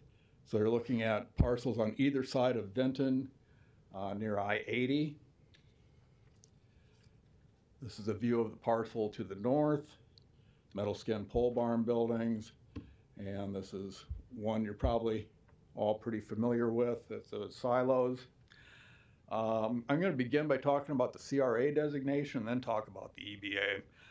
For CRA, Community Redevelopment Area designation, state law calls these areas blighted and substandard. State law has detailed definitions for both of these terms and also specify the criteria for meeting those terms. You have a CRA study, EBA study in your packets, also published for the public.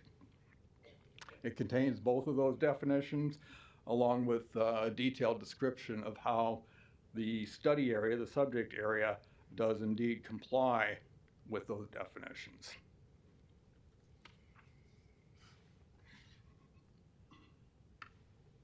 We use 3 census block groups for the study area. These two in Census Tract 3402 and a block group in Census Tract 33. Block Group 2.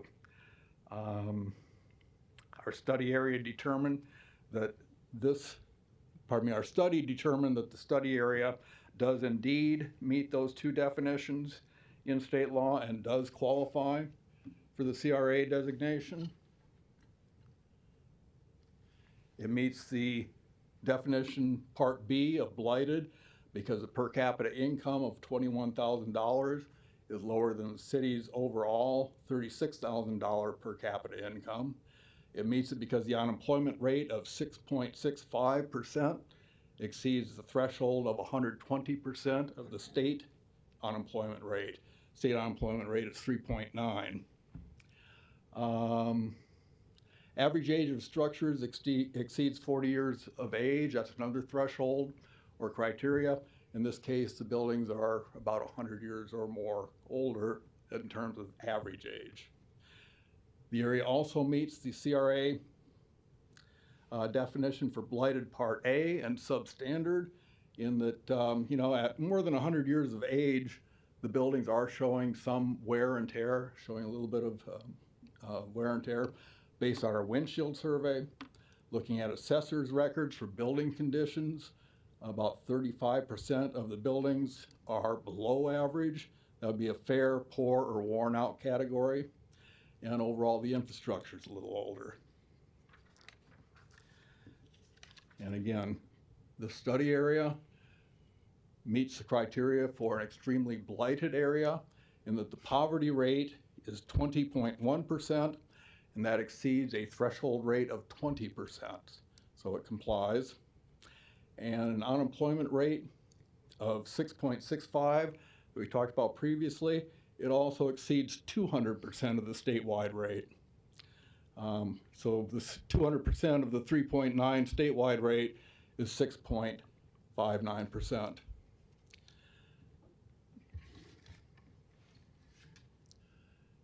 In terms of the recommendation for designation, rather than recommending the entire study area, we are looking at recommending a slightly smaller area. And this is a study area.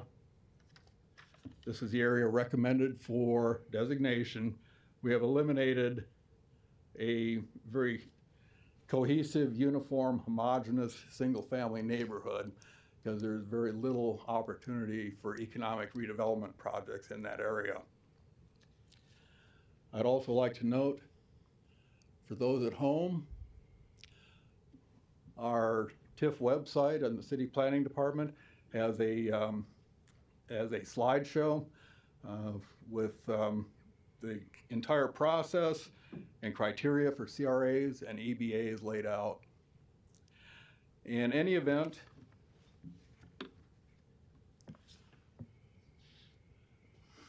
the portion of the study area we are recommending for designation does comply with state law, and we ask for your approval of these designations. Thank you. Thank you. Any other proponents today?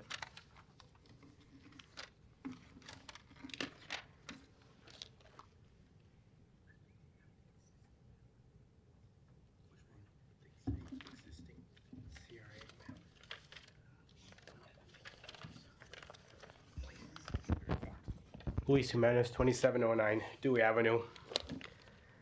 I support the designation. However, and Mr. Seaton explained it well, but you know, even though we're familiar with this area, the grain elevator's there. The community's trying to figure out what to do with that structure, what to do with the community area there. So the CRA map, I disagree with. That's my issue. You see this map.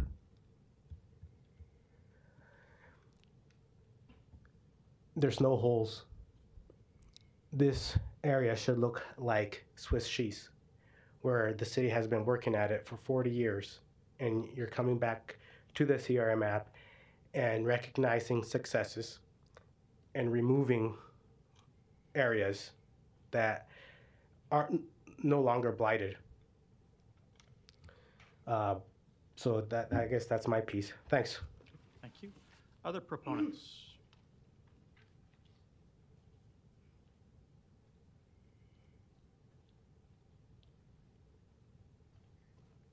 Good afternoon. My name is Patrick Mason, 11506 Nicholas Street, Suite 200, Omaha, Nebraska 68154.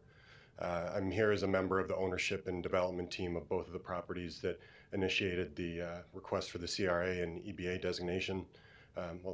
Initiated the study, and now what we're asking for in the designation. Just here to voice my support and gratitude for all the work that's been done in the process and address any questions you have. Thank you. Any other proponents to number 22? Seeing none, any opponents? Public hearing's closed. Mr. Hug, you're recognized. Good afternoon. I just have a couple of things to say real quick. Can somebody quickly explain to me how an individual would get the $5,000 credit on the EBA for single-family home purchase? There's a $5,000 tax credit. It's, you know, I haven't done it myself, so I can't tell you the exact process, but it is a Nebraska income tax, the state of Nebraska state income tax credit. And my understanding is I believe it can be carried over a few years. You do it as part of filing your Nebraska state tax. You do have to have purchased the home after it is designated, after it's in an area that's been designated as an EBA, and it needs to be your primary residence. In other words, only for owner occupants. But it's a $5,000 state income tax credit. And I'm not sure exactly the process for claiming it, but either a CPA, your tax preparer, H&R Block, or State Department of Revenue Matt Kuzi could probably help you. I'm in an EBA myself with my home, but unfortunately the designation came after I bought the house, so it goes. But it's a tax credit off an individual's filing for the state taxes. For the state tax, and yes. it may be carried over several years is the assumption. Yes, I should probably know that figure, but I don't. My apologies. Okay. It is a good benefit. Anything for an individual who's buying a personal residence, any assistance and help is always greatly appreciated by people. And knowing it's there it is even a greater asset. Yeah, the extremely blighted area designation was created by the legislature primarily to emphasize affordable housing and housing. Even though I can't claim it on my house, if my neighbor's house sells, it's a little more likely that a homeowner will buy it rather than a landlord. If you're going to build a LIHTC assisted affordable housing apartment complex, and you're applying for the competitive LIHTC credits, you get a little extra consideration in your application if it's within an EBA. So it's a good program for housing and affordable housing. That's a very good point. I look forward to the redevelopment of the grain elevators. I don't think without TIF, and if we don't have the CRA designation or the EBA designation, there will be no tax increment financing. And on projects like this, these developers need all the incentive they can get because there's plenty of shovel-ready property out there. But to take on something like this, I think it's the very least the city can do to try to promote that redevelopment. And so I'm definitely going to vote to support this. The only thing Mr. President, before I finish, I just want to acknowledge that we did receive one communication from my constituency opposing this, and it was from Jenny Sinowicki, and I just want to publicly acknowledge that we did receive that. So thank you. Thank you. Mr. Harding. Thank you. Don, does you mentioned the elimination of a small portion of, I think you used the word cohesive single-family residences. That didn't change the calculations of the numbers that qualified, made it qualify for CRA and EBA designations, correct? Correct. The study area is a larger area, and the entire study area meets the criteria and can be designated. And once you reach that threshold in the entire, let's say it's a census tract, if an entire census tract qualifies, then we look at future development potential, and you can designate the entire tract or just a portion of it, and that's permissible. Which is what you've done in this case. Which is what we've done. Yeah. If I can give you maybe an even more detailed map of that particular block group, it's just wall to wall, no open space, no open lots, vacant lots, wall to wall, single family, and really not a lot of opportunity for any economic redevelopment projects other than that industrial corner. Okay.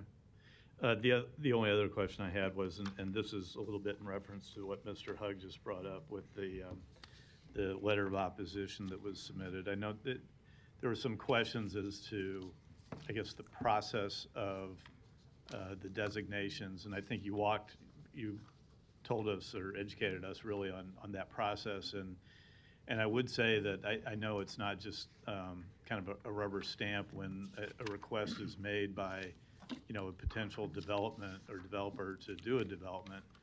I mean, I know of many instances where that's been requested of the city, and the city has come back and gave the thumbs down, as you just indicated, on whether or not it would qualify for a CRA or a EBA. So I just want people to understand too that these are not kind of rubber stamped, and that there's a great deal of investigation and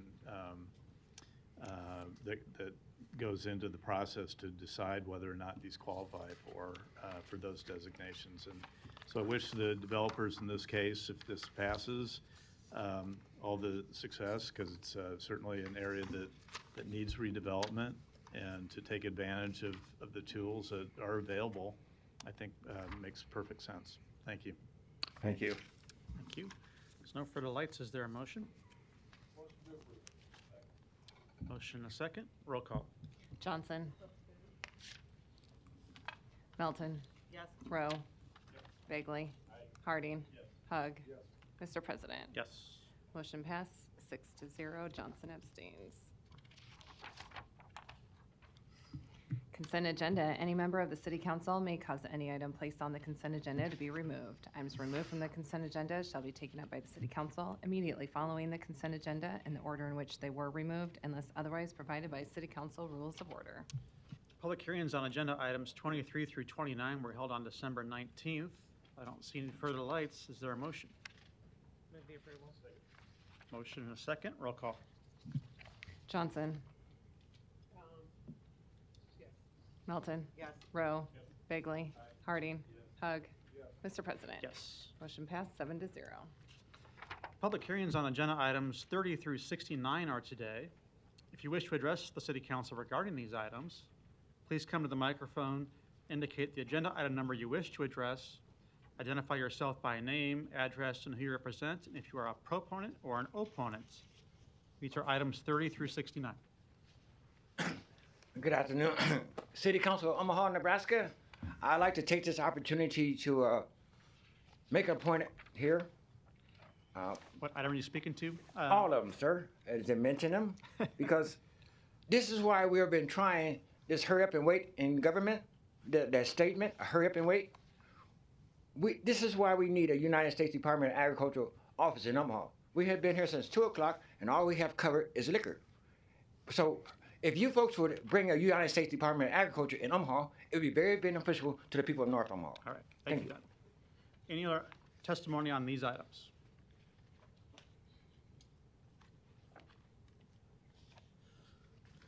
Boise minus 2709 Dewey Avenue. I'm proponent for 42, which is the professional service agreement with Benesh.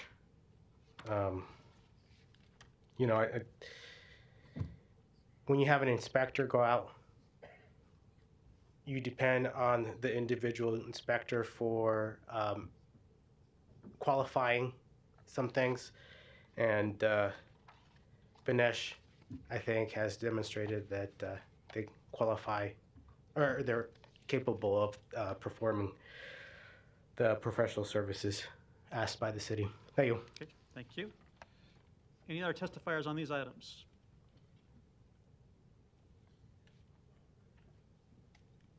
Good afternoon. My name is Alfie Pettis. I'm the general manager at Red Robin, 14455 West Maple Road, 68116. And I'm here to get the liquor license switched over from Spring Rupert to my name. Okay, thank you. So that's item number 30, right? Correct. All right, thanks. Is that it? Yep. Thank I you, think sir. so, unless there's questions. I don't see any. Any other testifiers on these items? Public hearings closed. Mr. Rowe. The resolution is to appoint Spring Rupert. Has that been changed?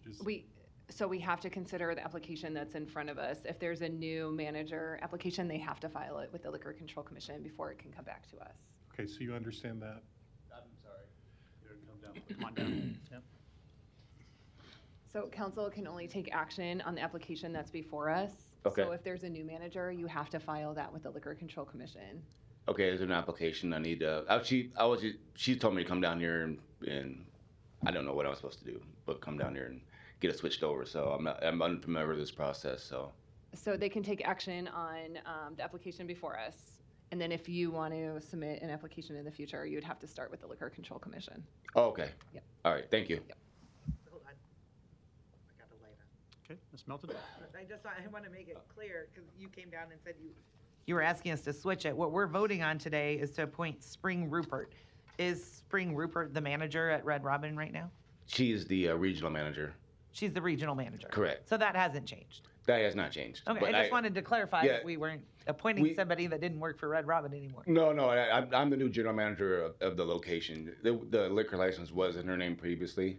I have taken over the store now, so the liquor license was supposed to go from her name to my name because I'm the GM of the store. It's going to be in her name right now. Okay. As of today. So. Okay, I'll let her know that. All right. All right. All right. Well, All right. thank you. I'm glad you're managing. We frequent Red Robin, so I'll come up and see you. Hope to see You you got there. some good burgers. We so, do. all Thank right. you. Thank you. I'll do a motion to approve items 30 through 69. Motion and a second to approve. No further lights. Roll call. Johnson. Melton. Yes. Rowe. Bagley. Harding. Hug. Mr. President. Yes. Motion passed 7-0. Item 70, an ordinance to approve the creation of an inland port authority. A is amendment of the whole requested by the Law Department. B is communication and support. C is communication opposition. The vote on item number 70 is today. Ms. Johnson, you are recognized. Thank you, Mr. President. I've submitted something in writing that I've issued to the clerk as the city councilwoman for this district. I'm going to assert my opposition to the City of Omaha Committee and Board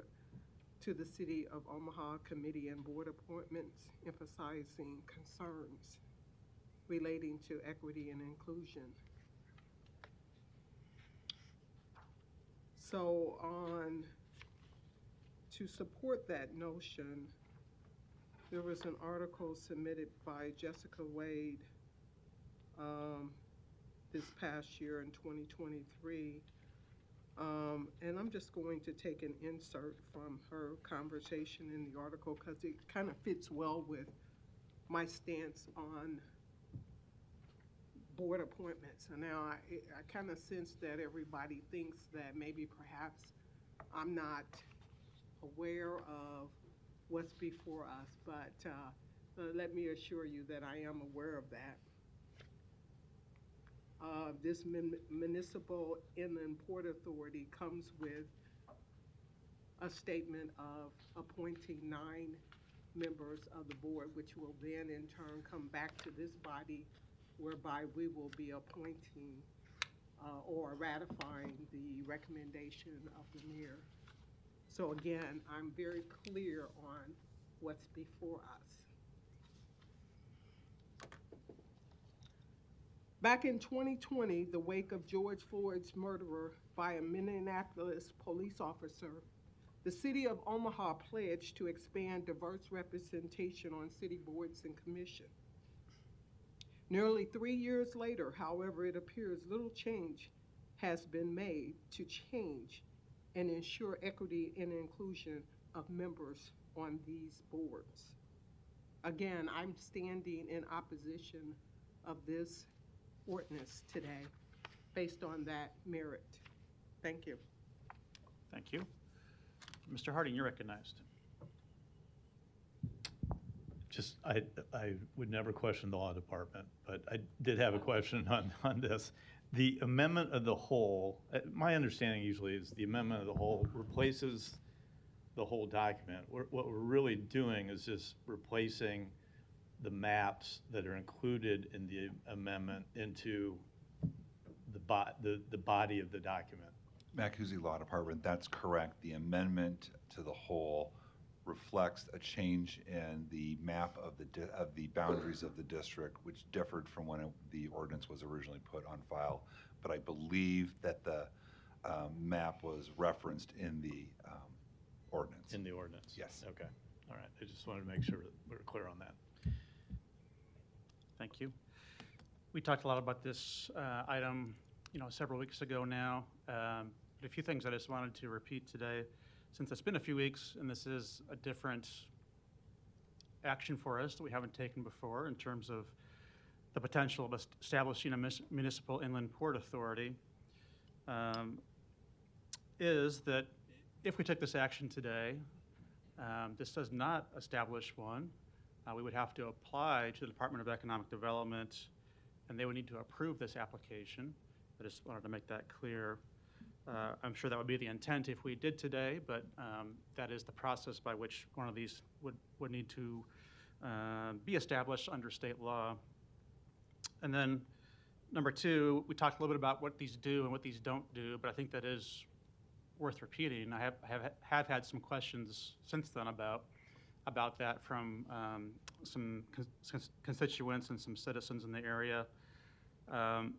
And that is that it can acquire and own and lease property and sell property, and it can borrow from lenders or from the state or from the federal government, and it can receive appropriations or grants, but it does not have the power of eminent domain, and it does not have taxation authority. I think that's important to reemphasize. I had some questions about that since our last meeting. It does not have those powers. And it is open to the Open Meetings Act. It would be a public body, and we need to operate the same way we do here in terms of publishing its meetings and having public dialogue and public hearings. Part of the context last time also was, is this a potential vehicle for an airport industrial park that's been talked about with the state? I think that's unlikely. I think the state will likely pursue its own process that it has already initiated in that respect. But it could still be worthwhile to initiate a port authority for other reasons or for other opportunities. And the last thing I'd mention, and it was regarding the amendment of the whole and changing the map, there was an individual here last time and was here earlier but has also left this time. They just had the question about Levi Carter Park. Technically, Levi Carter. Oh, I didn't see behind the screen here. You're welcome to say a word if you'd like, but I know we talked afterwards, and I think the concern was Levi Carter Park was in the map, but your question was, can that be developed? And the answer is no, it cannot, because park property that's been designated park property cannot be developed upon. But if you'd like to say your name and address and provide some remarks, you're welcome to do that since we missed you last time. Thank you, Mr. President. I think I know why the Carter Lake Park is included in the plan. And my name is Tom Foster. I live at 5215 North 6th Street, and I'm an environmentalist, basically. Carter Lake Park, I think, was included in the map to satisfy the requirement for a 300-acre parcel. Without the park, I don't think you have 300 acres. Now, I'm not that worried, and I talked to you about it. And the thing that scares me a little bit is they just put in a new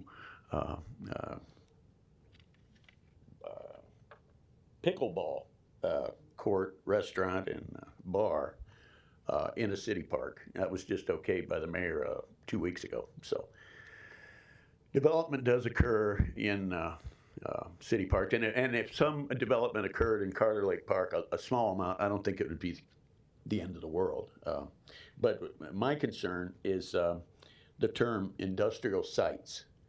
For zoning purposes, we have light industrial and we have heavy industrial. And we had a huge brouhaha 25 years ago about a proposal to put a medical waste incinerator in our neighborhood, just blocks away from Sherman School, and that's 800 elementary school students. And having polluting enterprises in a river valley is very dangerous, because river valleys are the most air temperature inversion pieces of real estate you can find.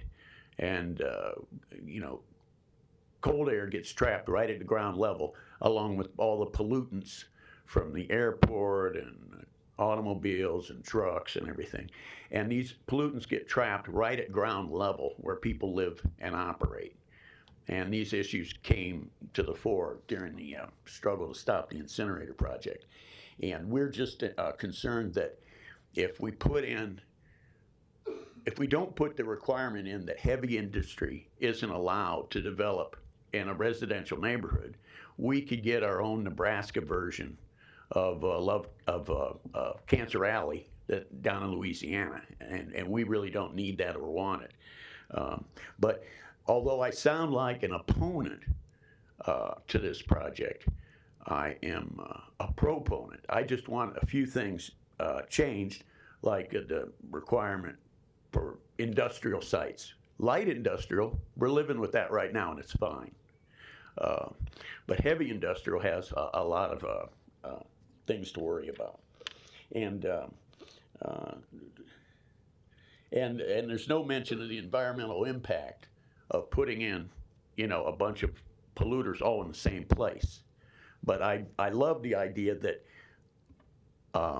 vacant properties could be put into our neighborhood, and these properties need to be developed for an efficient delivery of city services.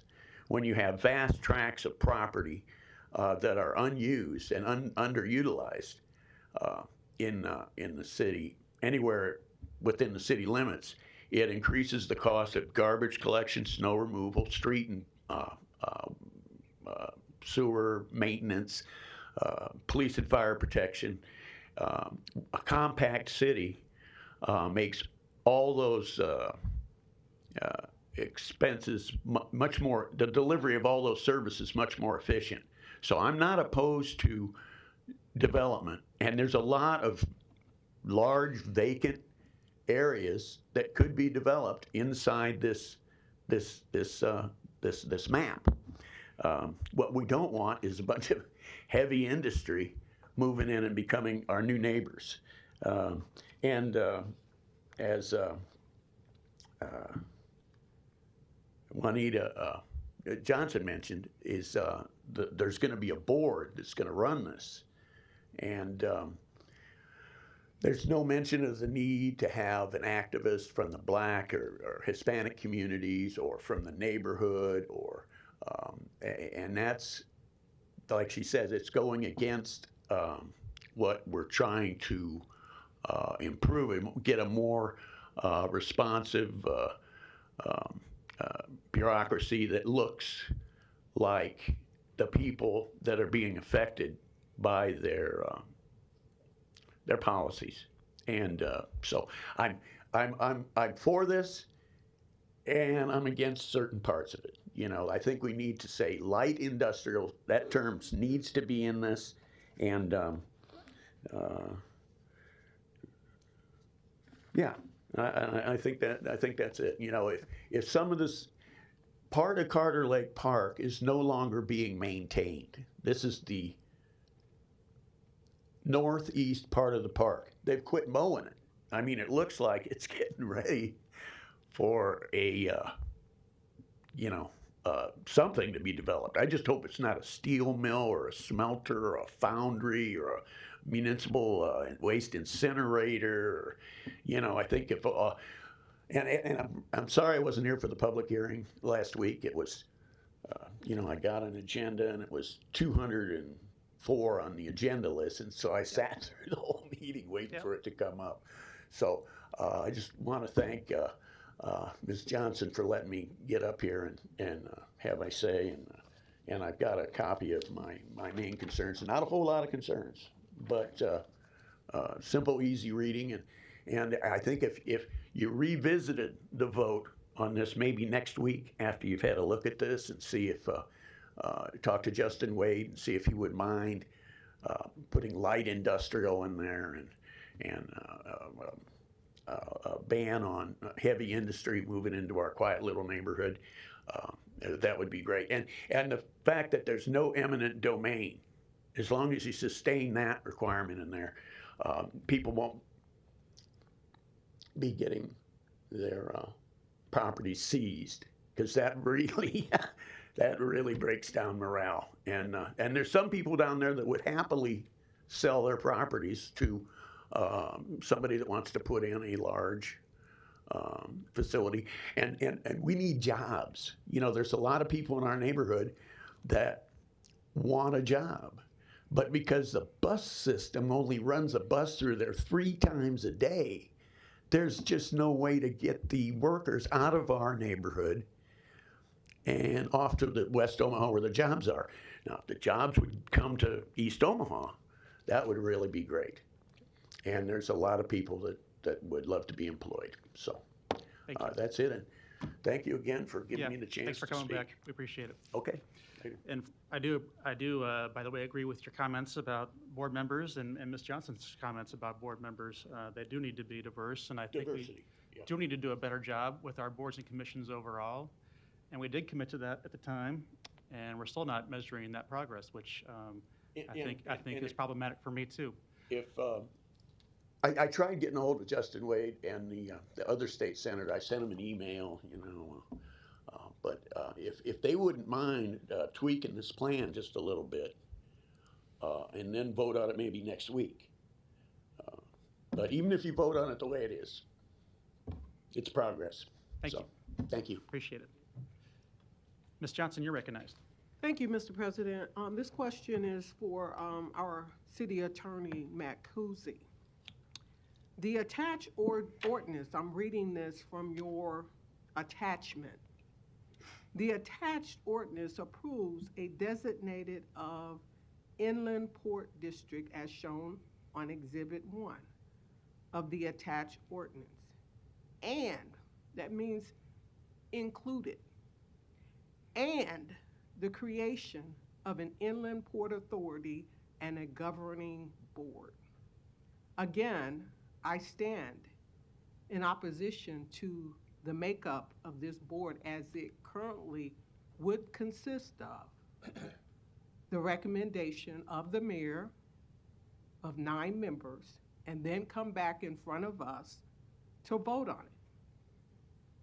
So we have been there's been some discussion back and forth regarding whether or not I know or if I understand that the map is a part of this. But the voting of this also includes, otherwise you wouldn't have the word "and" in the first paragraph of this law department letter.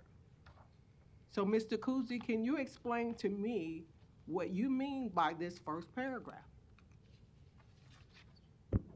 Matt-Cusi Law Department, are you referring to the ordinance itself or the cover letter?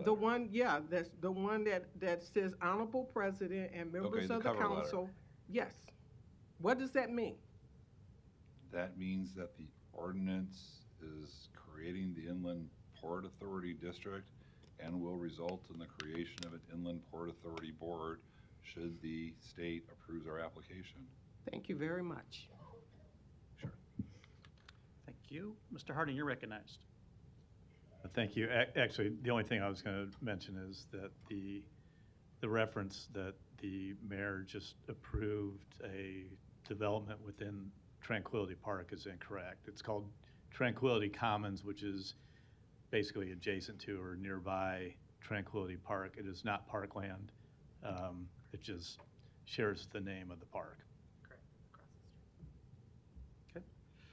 No further lights. Is there a motion?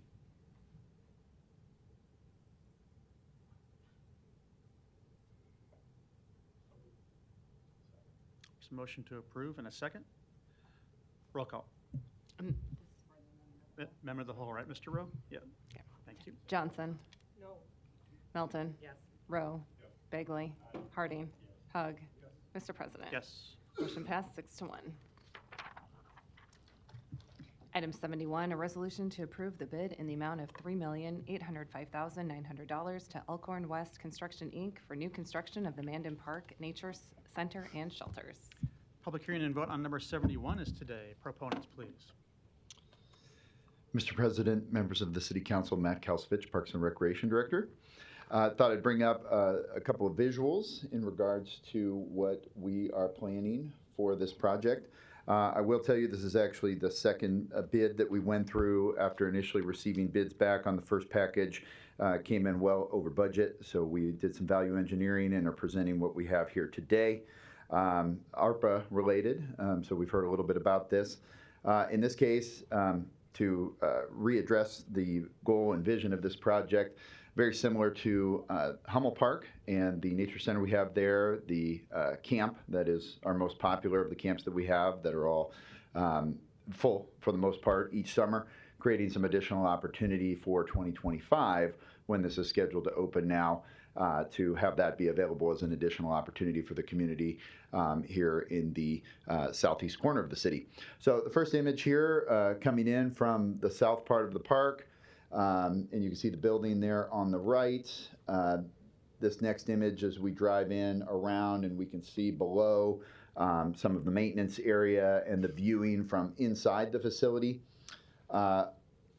View now down from the bottom around back. This walkway that you see right here leads down to our camp area and where we'll have the various pavilions or shelters where the campers will be located, and an aerial here to give a little more of the feel of that entire area and the way we'll be planning to develop through this proposal, and some of what you see leading down to that area below where campers will have that nature experience.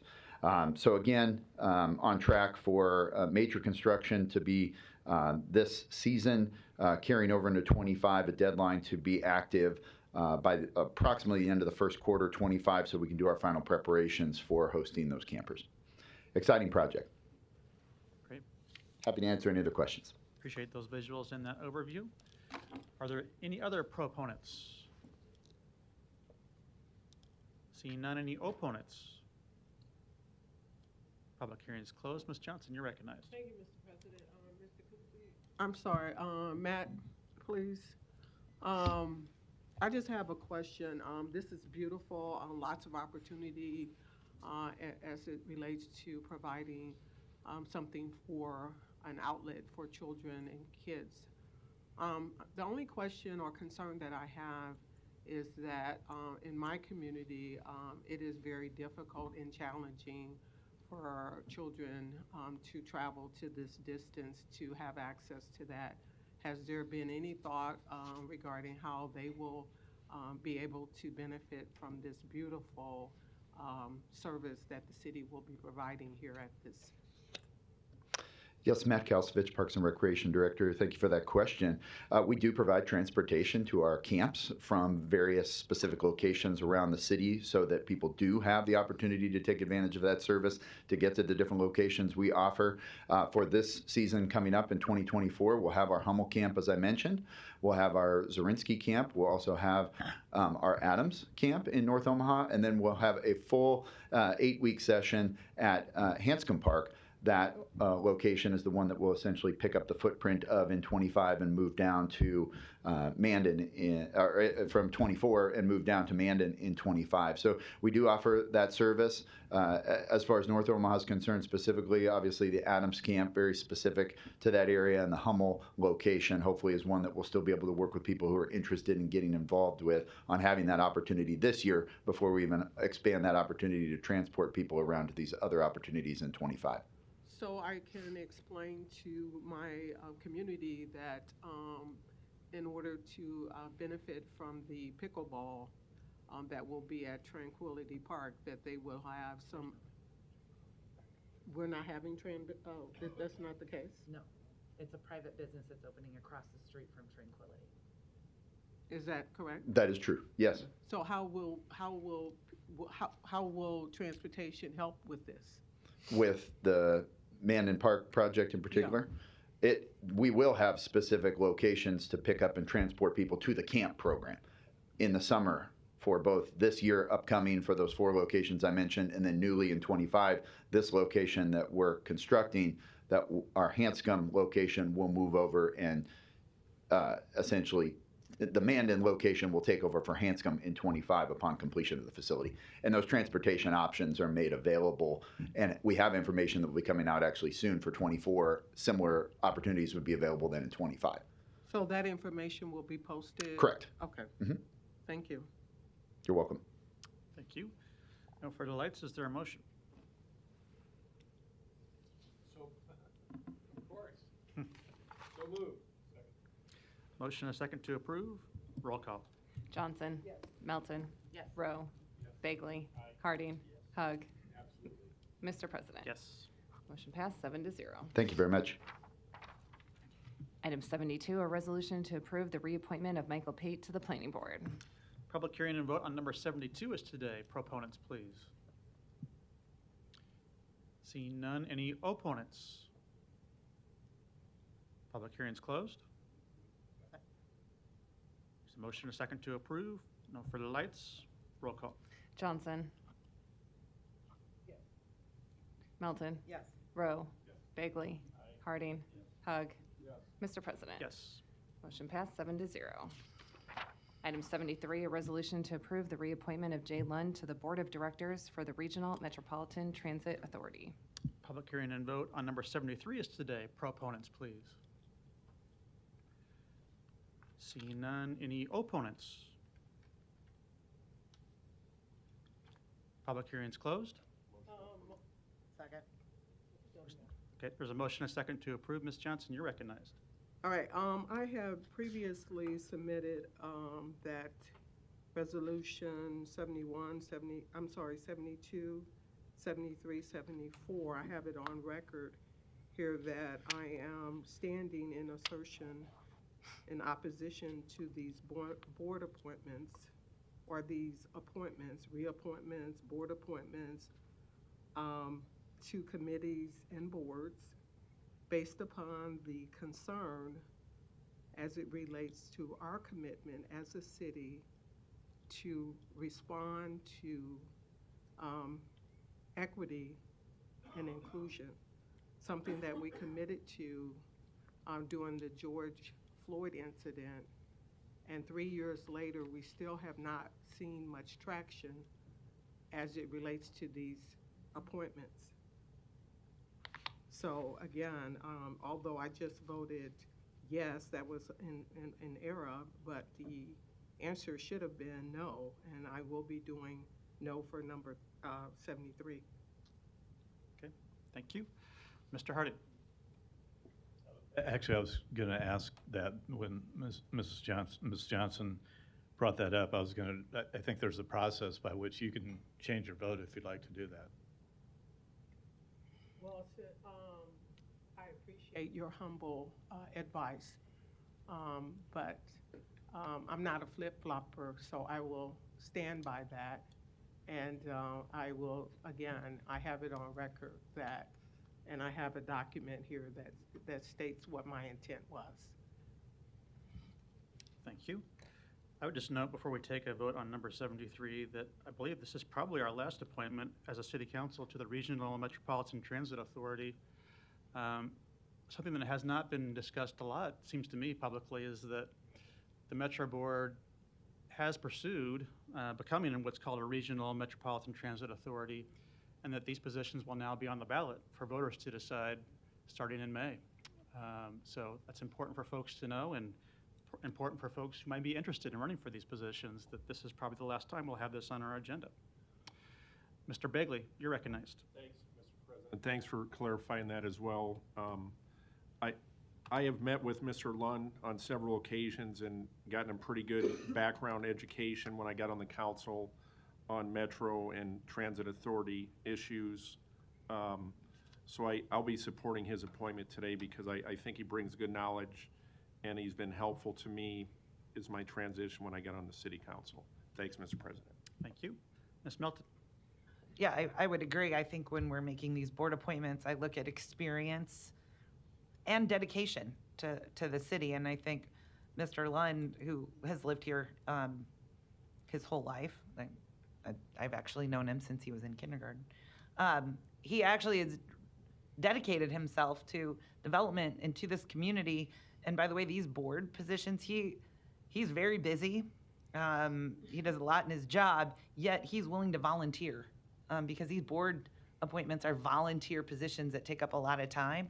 So actually, I admire all three of the people that are on here today, Mr. Pate, Mr. Doby, and Mr. Lund, for their willingness and their dedication to our city. And I guess I'm going to vote for people based on their experience and their dedication and what they've shown that they're willing to do for the citizens of Omaha. I'm not going to base their appointments on the color of their skin.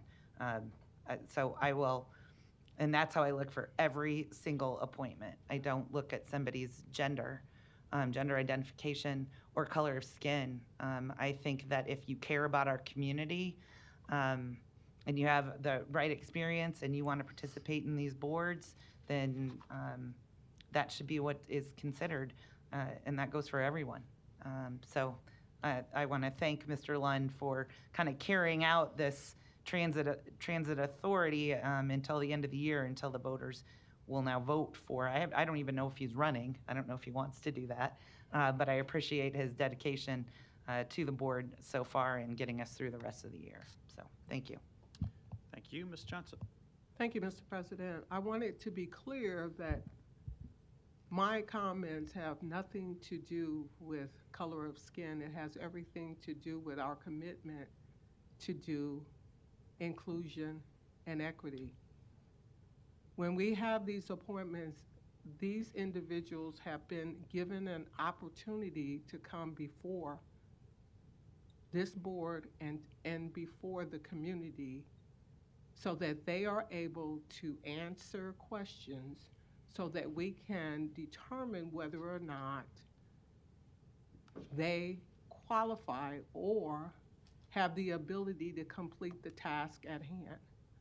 When these appointments and the people that we recommend do not show up, it does not give the opportunity for those questions to be asked. It's great for some members of this city council to have relationships with the recommendation, but that does not give the opportunity for community members and others to understand what their qualifications are. It does not give me an opportunity to do due process in my decision making. So no, Mr. Lund, I'm not saying whatsoever that he's not qualified. I don't know that. But I'm not able to determine that based upon the fact that I'm not able to ask him any questions today. As with any of these commitments or appointees that are being presented to this board with no one coming before this body to answer questions. Thank you. Thank you. There's a motion to approve. No further lights. Roll call. Johnson. No. Melton. Yes. Rowe. Bagley. Harding. Hug. Mr. President. Yes. Motion passed 6-1. Item 74, a resolution to approve the reappointment of Scott Doby to the Landmarks Heritage Preservation Commission. Public hearing and vote on number 74 is today. Proponents, please. Seeing none, any opponents? Public hearing is closed. Motion to approve in a second. Ms. Johnson, you're recognized. Thank you, Mr. President. Again, I stand in opposition of this appointment. Thank you. No further lights. Roll call. Johnson. No. Melton. Yes. Rowe. Bagley. Harding. Hug. Mr. President. Yes. Motion passed 6-1. Item 75, an ordinance to acquire private property for the F Street, 156th Street to 144th Street pavement improvements and panel repair. Public hearing on number 75 is today. Proponents, please. Seeing none, any opponents? Public hearing is closed. Mr. Rowe, you're recognized. Rouser on this.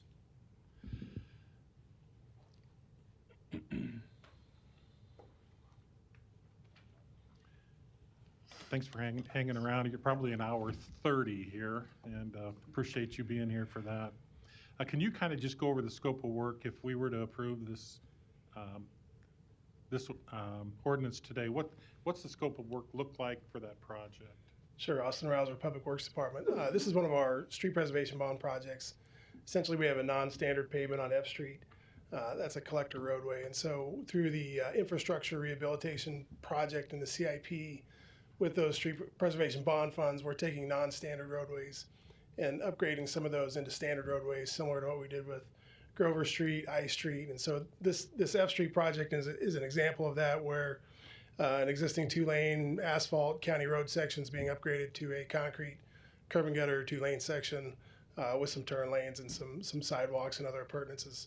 That's essentially what the project entails. I know at some of the intersections at times we'll have right-of-way needs where we have a new ADA ramp that's going in and we need to acquire some property for that to fit within right-of-way. Yeah, that was my primary question, because it seems like it's a really wide right-of-way there already. I didn't see the need to really acquire much, but if you're talking about small slice for an ADA ramp, I can understand that. That's correct. I don't foresee a need for a lot of right-of-way associated with the project, and some of it could just be construction easements for access and whatnot. There, as you mentioned, there is a large segment that contemplated the hill getting cut down there to change some of the site distance. That was platted with the property development, so there is a significant amount of property there. Shouldn't be very much need. Do you know how far they're going to cut that hill? That hill is steep and dangerous. Right. So we have the state specifies what the rate of change of the slope can be, that curvature, those vertical curves, and so there will be several feet that'll be cut down to improve site distance there. Okay. Any idea about a start date as far as construction? I know we're not talking about that right now. You know, I'm not sure where utility coordination is. I think we're hoping to get construction done in 25. Okay. So we'll look at preparation in 24 and construction in 25. Okay. Great, thank you. Yep. And again, appreciate the work that your crews have done over the last few days. I know it was an event, and you guys stepped right up. Appreciate that. Thank you. We appreciate it. Yep. Thank you. Next item. Item 76, an ordinance to acquire private property for the Northeast Omaha High Rate Treatment Basin and associated projects. Public hearing on number 76 is today. Proponents, please. Seeing none, any opponents? Public hearing is closed. Item 77, an ordinance to approve a non-exclusive public road license agreement with Orion Network Services. Public hearing on number 77 is today. We have the proponent by Zoom, Mr.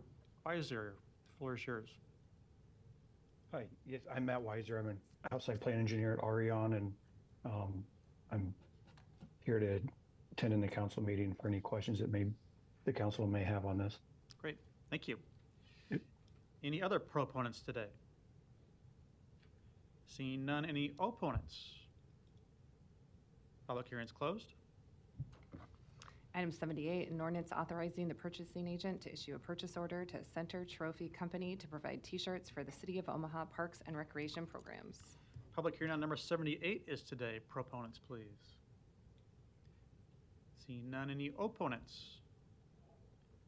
Public hearing is closed. Item 79, an ordinance to approve the agreement with Hub International Great Plains for the City of Omaha Employees Retirement System Cash Balance Plan. Public hearing on number 79 is today. Proponents, please. Seeing none, any opponents? Public hearing is closed. Item 80, an ordinance to accept the quote from CNC Technologies LLC for CNC Live service for the Omaha Police Department Air Support Unit. Public hearing on number 80 is today. Proponents, please. Seeing none, any opponents? Public hearing is closed.